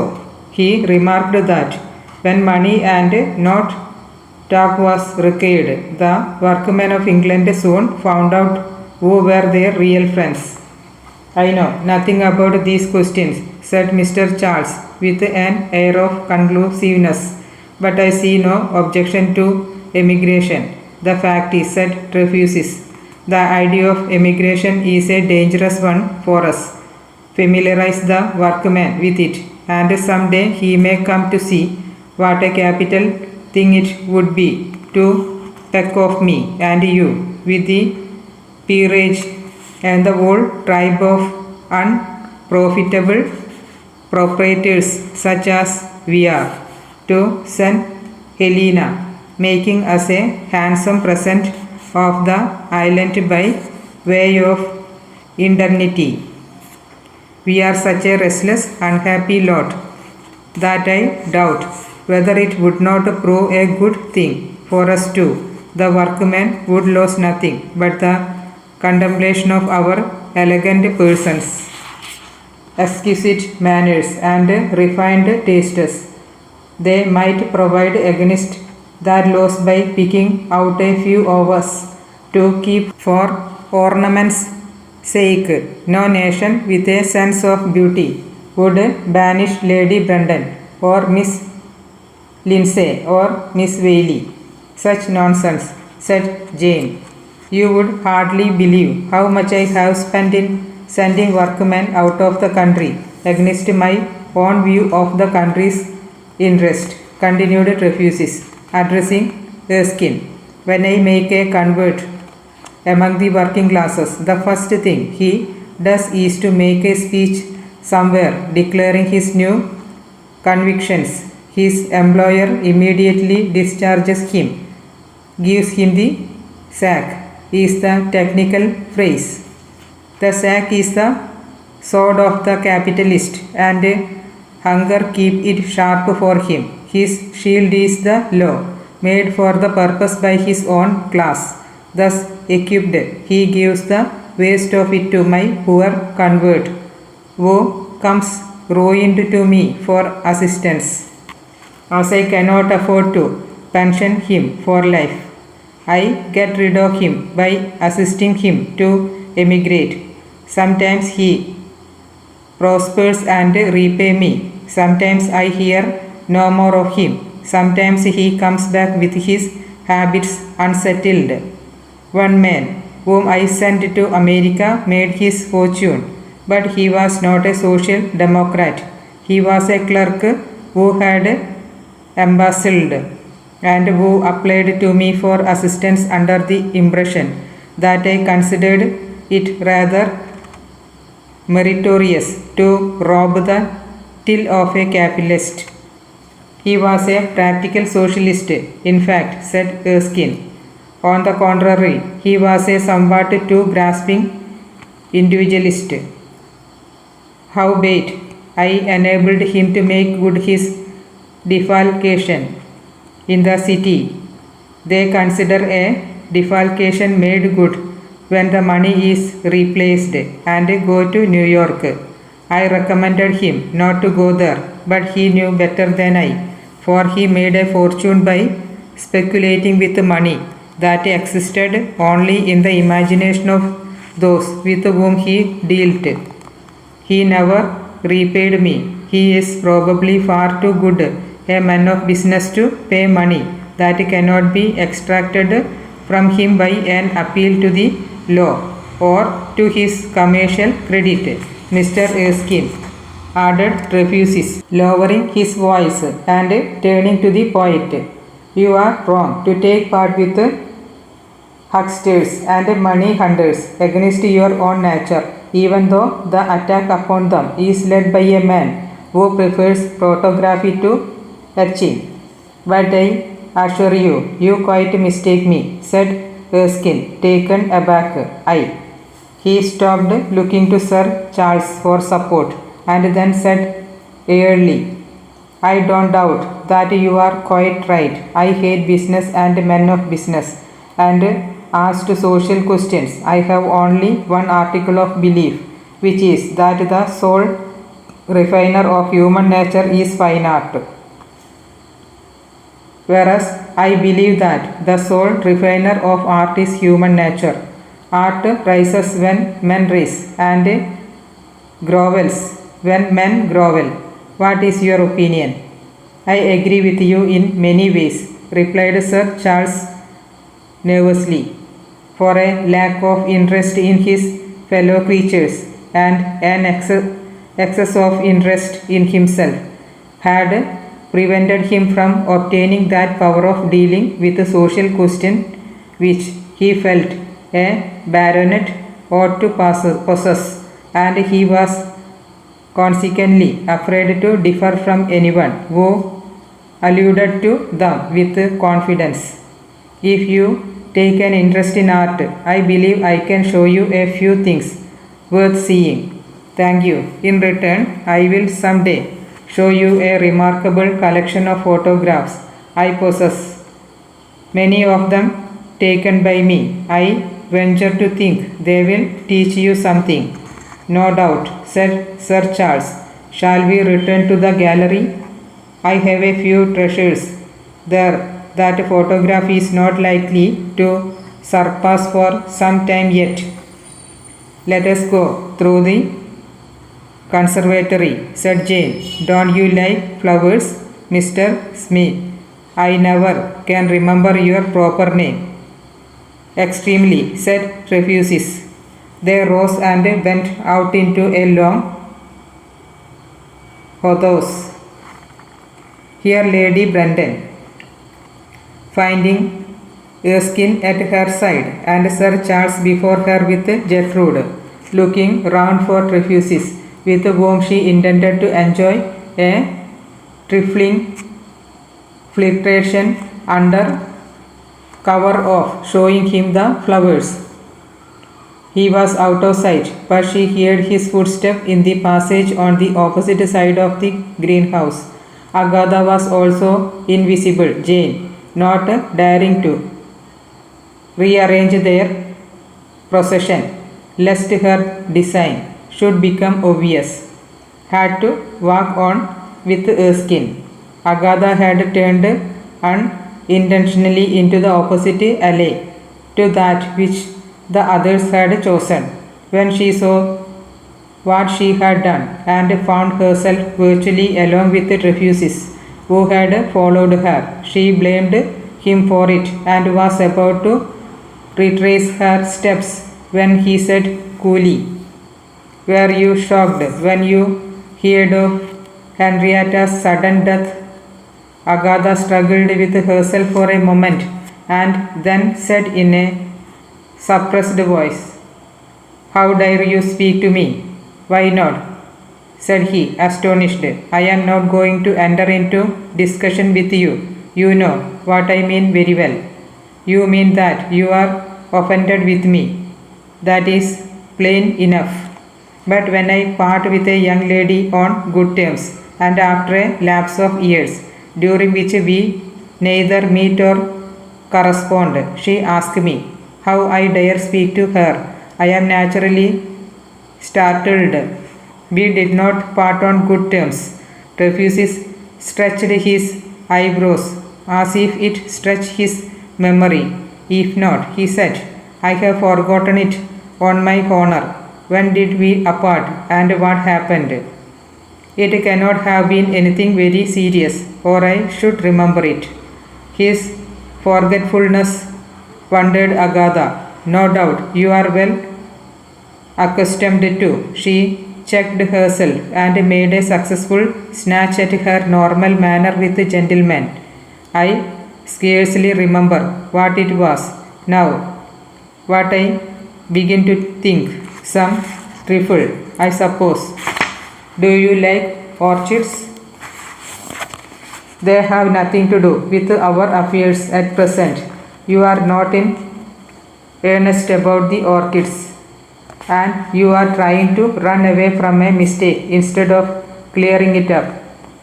That is a short-sighted policy always. Agatha grew alarmed, for she felt his old influence over her returning. I do not wish to speak of it, she said firmly. Her firmness was lost on him. I do not even know what it means yet, he said, and I want to know, for I believe there is some misunderstanding between us, and it is the trick of your sex to perpetuate misunderstandings by forbidding all allusions to them, perhaps leaving Levern so hastily. I forgot to fulfill some promise, or to say farewell, or something of that sort. But do you know how suddenly I was called away? I got a telegram to say that Henrietta was dying, and I had only time to change my clothes. You remember my disgrace, and catch the express, and after all, she was dead when I arrived. I know that, said Agatha uneasily. Please say no more about it. Not if it distressed you. Just let me hope that you did not suppose I blamed you for your share in the matter, or what I told the Janseness of it. I did not. Yes, I like orchids. A plant that can subsist on a scrap of board in an instant of natural econ. You blame me, cried Agatha. I never told the Janseness. What would they have thought of you if I had? Far worse of you than of me. Whenever unjustly you were the immediate cause of the tragedy, I only the remote one. Janseness is not far seeing when his feelings are touched. Few men are. I don't understand you in the least. What tragedy do you mean? Henrietta's death. I call it a tragedy conventionally. Seriously, of course, it was commonplace enough. Agatha stopped and faced him. What do you mean by what you said just now? You said that I was the immediate cause of tragedy, and you say that you were talking of Henrietta. I had nothing to do with her illness. Refuses looked at her as if considering whether he would go any further. Then, watching her with the curiosity of a vivisector, he said, strange to say, Agatha. She strung proudly at the word. Henrietta might have been alive now, but for you, I am very glad she is not. So you need not reproach yourself on my account. She died of a journey she made to Levern in great excitement and distress, and in intensely cold weather. You caused her to make that journey by writing her a letter which made her jealous. Do you mean to accuse me? No, stop, he said hastily, the vivisecting spirit in him exorcised by her shaking voice. I accuse you of nothing. Why do you not speak honestly to me when you are at your ease? If you confess your real thoughts only under torture, who can resist the temptation to torture you? One must charge you with homicide to make you speak of anything but orchids. But Agatha had drawn the new inference from the old facts and would not be talked out of repudiating it. It was not my fault, she said. It was yours, altogether yours. Altogether, he assented, relieved to find her indignant instead of remorseful. She was not to be soothed by a verbal acquiescence. Your behavior was mostly unmanly, and I told you so, and you could not deny it. You pretended that you pretended to have feelings. You tried to make me believe that, oh, I am a fool to talk to you. You know perfectly well that mean. Perfectly. I tried to make you believe that I was in love with you. How do you know I was not? She disdained to answer, but as he waited calmly, she said, you had no right to be. That does not prove that I was not. Come, Agatha, you pretended to like me when you did not care two straws about me. You confessed as much in that fatal letter, which I have somewhere at home. It has a great rent right across it, and the mark of her heel. She must have stamped on it in her rage, poor girl, so that I can show your own hand for the very deception you accused me without proof of having practiced on you. You are clever and can twist things. What pleasure does it give you to make me miserable? Ha! He exclaimed in an abrupt, sardonic laugh. I don't know. You bewitched me, I think. Agatha made no reply, but walked on quickly on the end of the conservatory, where the others were waiting for them. Where have you been, and what have you been doing all this time? Said Jane, as Trefusis came up, hurrying after Agatha. I don't know what you call it, but I call it perfectly disgraceful. Sir Charles reddened at his wife's bad taste, and Trefusis replied gravely, we have been admiring the orchids and talking about them. Miss Whaley takes an interest in them. Chapter 13.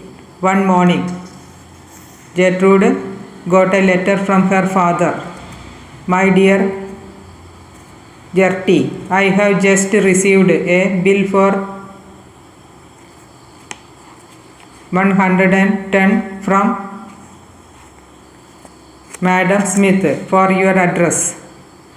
May I ask you how long this sort of thing is to go on? I need not tell you.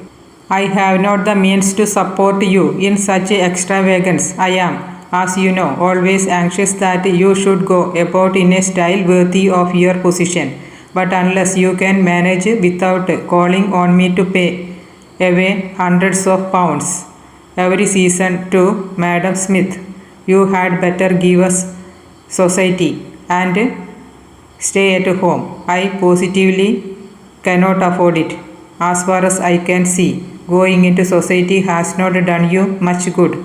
I had to raise 500 last month on Franklands, and it is too bad if I must raise more to pay your dressmaker. You might at last employ some civil person, or some whose charges are moderate. Madam Smith tells me that she will not wait any longer and charges 50 for a single dress. I hope you fully understand that there must be an end of this. I hear from your mother that your Erskine is with you at Brandon's. I do not think much of him. He is not well off, nor likely to get on, as he has taken to poverty and so forth. I am told also that a man named Trefusis visits at the beaches a good deal now. He must be a fool, for he contested the last Birmingham election and came out at the foot of the poll with 32 votes, through calling himself a social democrat or some such foreign rubbish, instead of saying out like a man that he was a radical. I suppose the name stuck in his throat, for his mother was one of the Howard of Brackencastle. So he has good blood in him, though his father was nobody. I wish he had your bills to pay. He could buy and sell me 10 times over, after all my 25 years service. As I am thinking of getting something done to the house, I had rather you did not come back this month. If you can possibly hold on, Brandon's. Remember me to him and give our kind regards to his wife. I should be obliged if you would gather some hemlock leaves and send them to me. I want them for my ointment. The stuff the chemists sell is no good. Your mother's eyes are bad again, and your brother Berkeley has been gambling and seems to think I ought to pay his debts for him. I am greatly worried over it all, and I hope that until you have settled yourself, you will be more reasonable and not run these everlasting bills upon me. You are enjoying yourself out of reach of all the unpleasantness, but it bears hardly upon your affectionate father, C.B. Lindsay. A faint sketch of the lines, time intended to engrave to Gertrude's brow, appeared there as she read the letter, but she hastened to give the Admiral's kind regards to her host and hostess, and discussed her mother's health feelingly with them. After breakfast, she went to the library and wrote her reply. Brandon Beaches, Tuesday.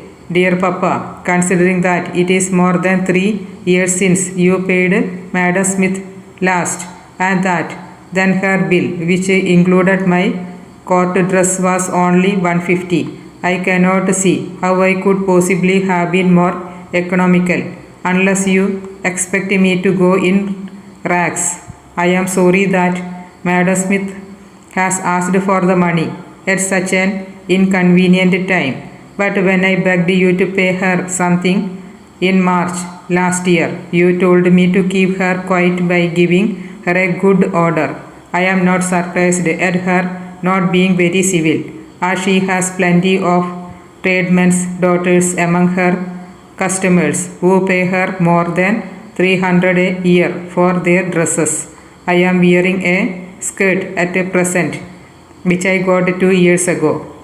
Sir Charles is going to town on Thursday. He will bring you the hemlock. Tell Mamma that there is an old woman here who knows some wonderful cure for sore eyes. She will not tell what the ingredients are, but it cures everyone. And there is no use in giving an oculist to Guinness for telling us that reading in bed is bad for the eyes, when we know perfectly well that Mamma will not give up doing it. If you pay Berkeley's debtors, do not forget that he owes me 3. Another schoolfellow of mine is staying here now, and I think that Mr. Refuses will have the pleasure of paying her bills someday. He is a great pet of Lady Brandon's. Sir Charles was angry at first because he invited him here, and we were all surprised at it. The man has a bad reputation and headed a mob that threw down the walls of the park, and we hardly thought he would be cool enough to come after that. But he does not seem to care whether we want him or not, and he comes where he likes, as he talks cleverly. We find him a godsend in this dull place. It is really not such a paradise as you seem to think, but you need not be afraid of my returning any sooner than I can help. Your affectionate daughter, Gertrude Lindsay. When Gertrude had closed this letter and torn up her father's, she thought little more about either. They might have made her unhappy had they found her happy, but as hopeless discontent was her normal state, and enjoyment but a rare accident. Recriminatory passages with her father only put her into bad humor and did not in the least disappoint or humiliate her. For the sake of exercise, she resolved to carry her letter to the village post office and return along the riverside road, whereby she had seen hemlock growing. She took care to go out unobserved, lest Agatha should volunteer to walk with her, or Jane declare his intention of driving to the post office into the afternoon and sulk for the rest of the day unless the trip of the village were postponed. Until then, she took with her as a protection against tramps a big St. Bernard dog named Max. This animal, which was young and enthusiastic, had taken a strong fancy to her and had expressed it frankly and boisterously. And she, whose affection had been starved in her home and in society, had encouraged him with more kindness than she had ever shown to any human being. In the village, having posted her letter, she turned toward a lane that led to the riverside road. Max, unaware of her reason for choosing the longest way home, remonstrated by halting in the middle of the lane, wagging his tail rapidly and uttering gruff barks. "Don't be stupid, sir," said Gertrude impatiently. "I am going this way." Max, apparently understand, rushed after her, passed her and disappeared in a cloud of dust raised by his effort to check himself when he had left her far enough behind. When he came back, she kissed his nose and ran a race with him until she too was panting and had to stand still to recover her breath, whilst he bounded about, barking ferociously. She had not for many years enjoyed such a frolic, and the thought of this presently brought tears to her eyes. Rather peevishly, she bade Max be quiet, walked slowly to cool herself, and put up her sunshade to avert freckles. The sun was now at the meridian on a slope to Gertrude's right hand. Socialist house, with its cinnamon-colored walls and yellow frieze, gave a foreign air to the otherwise very English landscape. She passed by without remembering who lived there. Further down, on some waste land separated from the road by a dry ditch and a low mud wall, a cluster of hemlocks nearly 6 feet high poised sent the air with their odor. She crossed the ditch, took a pair of gardening gloves from her plaited straw hand basket and busied herself with the hemlock leaves, pulling the tender ones, separating them from the stalk and filling the basket with the web. She forgot Max until an impression of dead silence, as if the earth had stopped, caused her to look round in vague dread. Refuses with his hand, abandoned to the dog, who was trying how much of it he could cram into his mouth, was standing within a few yards of her, watching her intently. Gertrude turned pale and came out hastily from among the bushes. Then she had a strange sensation as if something had happened high above her head. There was a threatening growl, a commanding exclamation, and an unaccountable pause, at the expiration of which she found herself supine on the sward, with her parasol between her eyes and the sun. A sudden scoop of Max's wet warm tongue in her right ear startled her into activity. She sat up and saw Trefusis on his knees at her side holding the parasol with an unconcerned expression, whilst Max was snuffing at her in restless anxiety opposite.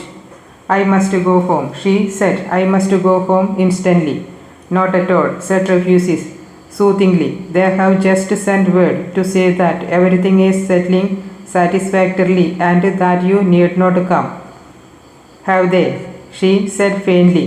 Then she lay down again, and it seemed to her that a very long time elapsed. Suddenly recollecting that Trefusis had supported her gently with his hand to prevent her falling back too rudely, she rose again and this time got upon her feet with his help. "I must go home," she said again. "It is a matter of life or death." "No, no," he said softly. "It is all right. You may depend on me." She looked at him earnestly. He had taken her hand to steady her, for she was swaying a little. "You are sure?" she said, grasping his arm. "Are you quite sure?" "Absolutely certain. You know I am always right. Do you not?" "Oh, yes. You have always been true to me. You." Here her senses came back with a rush, dropping his hand as if it had become red hot. She said sharply, "What are you talking about?" "I don't know," he said, resuming his indifferent manner with a laugh. "Are you better? Let me drive you to the beaches. My stable is within a stone's throw. I can get a trap out in 10 minutes. "No, thank you," said Gertrude postly. "I do not wish to drive." She paused and added in some bewilderment, "What has happened? You fainted." "And I did not faint," said Gertrude indignantly. "I never fainted in my life." "Yes, you did." "Pardon me, Mr. Trefusis, I did not." "You shall judge for yourself. I was coming through this field when I saw you gathering hemlock. Hemlock is interesting on account of Socrates, and you were interesting as a young lady gathering poison, so I stopped to look on. Presently you came out from among the bushes as if you had seen a snake there. Then you fell into my arms, which led me to suppose that you had fainted, and Max, concluding that it was all my fault, nearly sprang at my throat. You were overpowered by the scent of the water hemlock, which you must have been inhaling for 10 minutes or more." "I did not know that there was any danger," said Gertrude. "I felt very tired when I came to. That was why I lay so long the second time. I really could not help it." "You did not lie very long." "Not when I first fell. That was only a few seconds, I know, but I must have lain there nearly 10 minutes after I recovered." "You were nearly a minute sensible when you first fell, and when you recovered you only rested for about 1 second.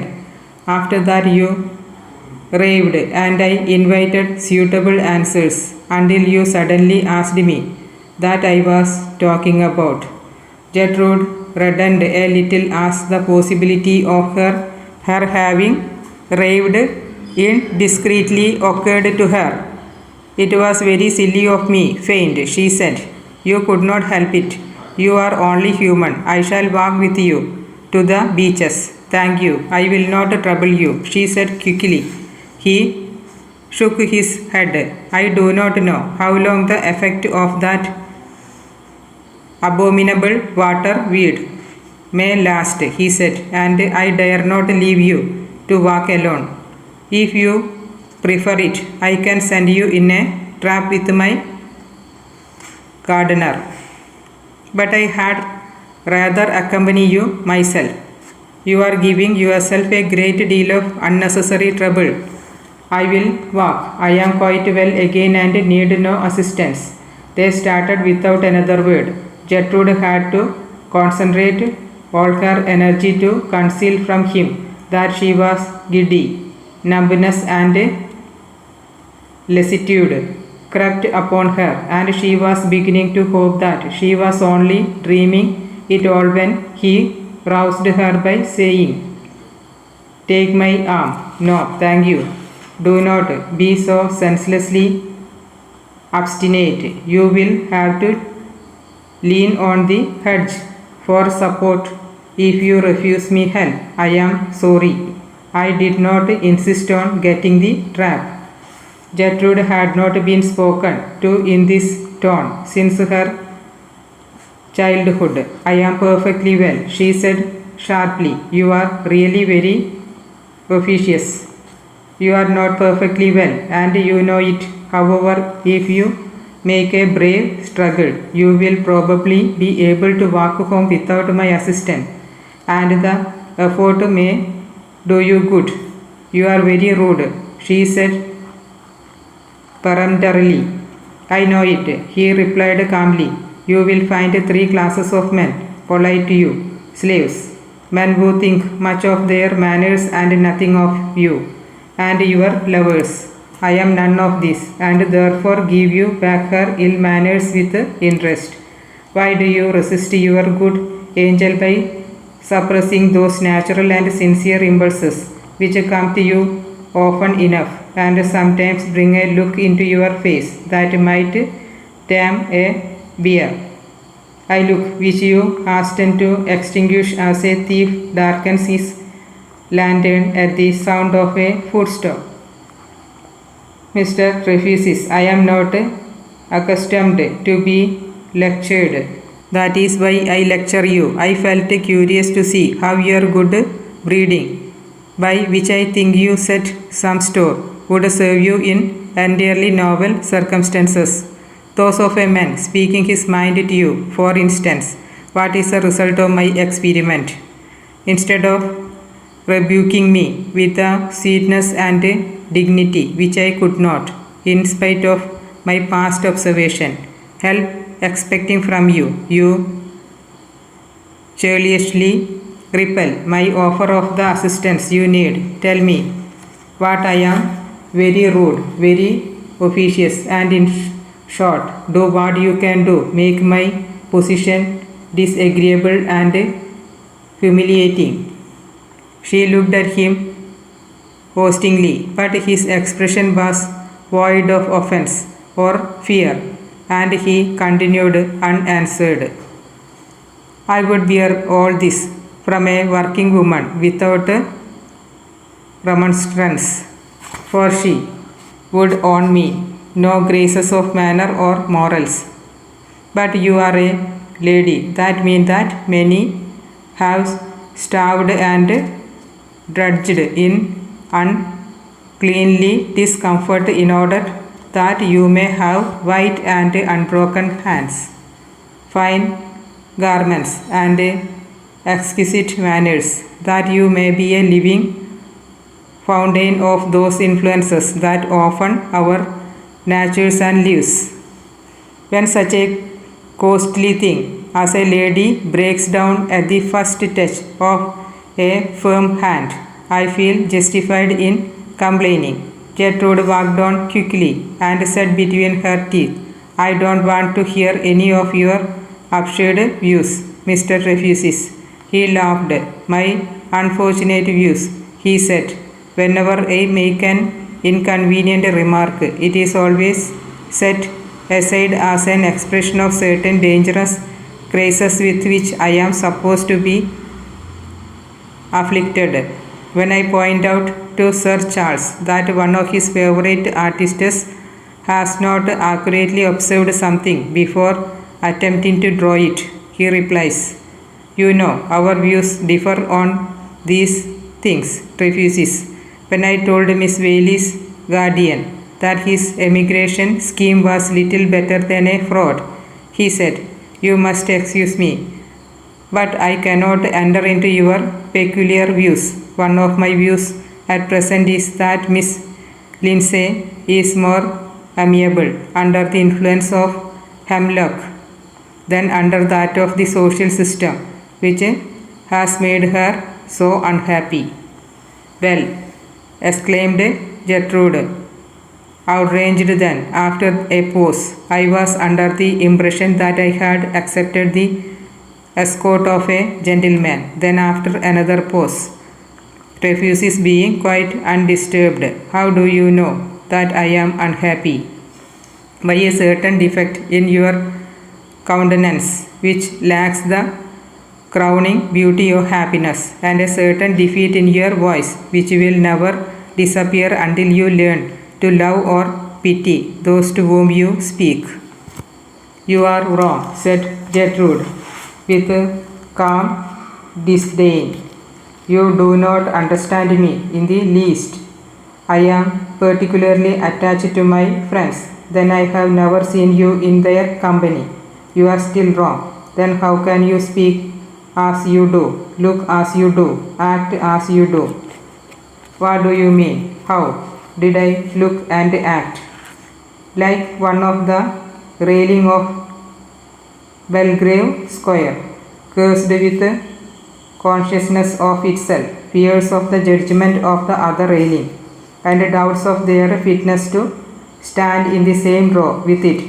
You are cold, mistrustful, cruel, and nervous for clumsy people, and more afraid of the criticism of those with whom you dance and dine than of your conscience, all of which prevents you from looking like an angel. Thank you. Do you consider paying compliment the perfection of gentlemanly behaviors? Have I been paying you many? That last remark of mine was not meant as one. On my honor, the angel will not disappoint me. If they are no lovelier than you should be if you had that look in your face and that tone in your voice I spoke of just now. It can hardly displease you to hear that. If I were particularly handsome myself, I should like to be told so. I am sorry, I cannot tell you so. Oh, ha, what a report, Miss Lindsay. You are not sorry either. You are rather glad. Gertrude knew it and was angry with herself, not because her retort was false, but because she thought it unladylike. You have no right to annoy me, she exclaimed, in spite of herself. None whatever, he said humbly. If I have done so, forgive me before we part.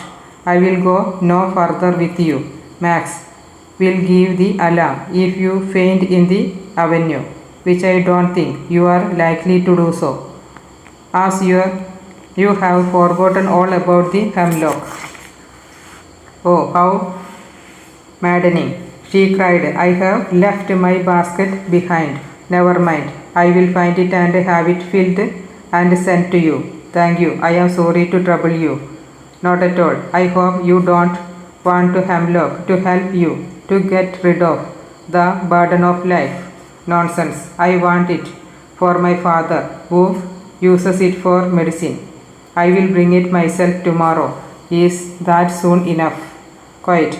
I am no hurry. Thank you, Mr. Trefusis. Goodbye. She gave him her hand and even smiled a little and then hurried away. He stood watching her as she passed along the avenue under the beeches. Once, when she came into band of sunlight at a gap in the trees, she made so pretty a figure in her spring dress of violet and white that his eyes kindled as he gazed. He took out his notebook and entered her name and the date with a brief memorandum. I have served her, she said to himself as he put up his book. She shall learn a lesson or two to hand on to her children before I have done with her. A trifle underbred too, or she would not insist so much on her breeding. Henrietta used to wear a dress like that. I am glad to see that there is no danger of her taking to me personally. He turned away and saw a crone passing, bending beneath a bundle of sticks. He eyed it curiously, and she scolded at him and hurried on. Hello, he said. She continued for a few steps, but her courage failed her and she stopped. You are Mrs. Hickling, I think. Yes, please, your worship. You are the woman who carried away an old wooden gate that lay on Sir Charles Burden's land last winter and used it for firewood. You were imprisoned for 7 days for it. You may send me there again if you like, she retorted in a cracked voice as she turned at bay. But the Lord will make me even with you some day. Cursed be them that oppress the poor and needy. It is none of the 7 deadly sins. Those green lads on your back are the remainder of my garden gate, he said. You took the first half last Saturday. Next time you want fuel, come to the house and ask for coals, and let my gates alone. I suppose you can enjoy a fire without stealing the combustible stove. 256. Pay me for my gate by telling me something I want to know. And a kind gentleman too, sir. Blessings. What is the hemlock good for? The hemlock, kind gentleman. For the evil, sir, to be sure. Scrofulous ulcers, he exclaimed, recoiling. The father of that beautiful girl. He turned homeward and trudged along with his head bent, muttering, all rotten to the bone. Oh, civilization, civilization, civilization.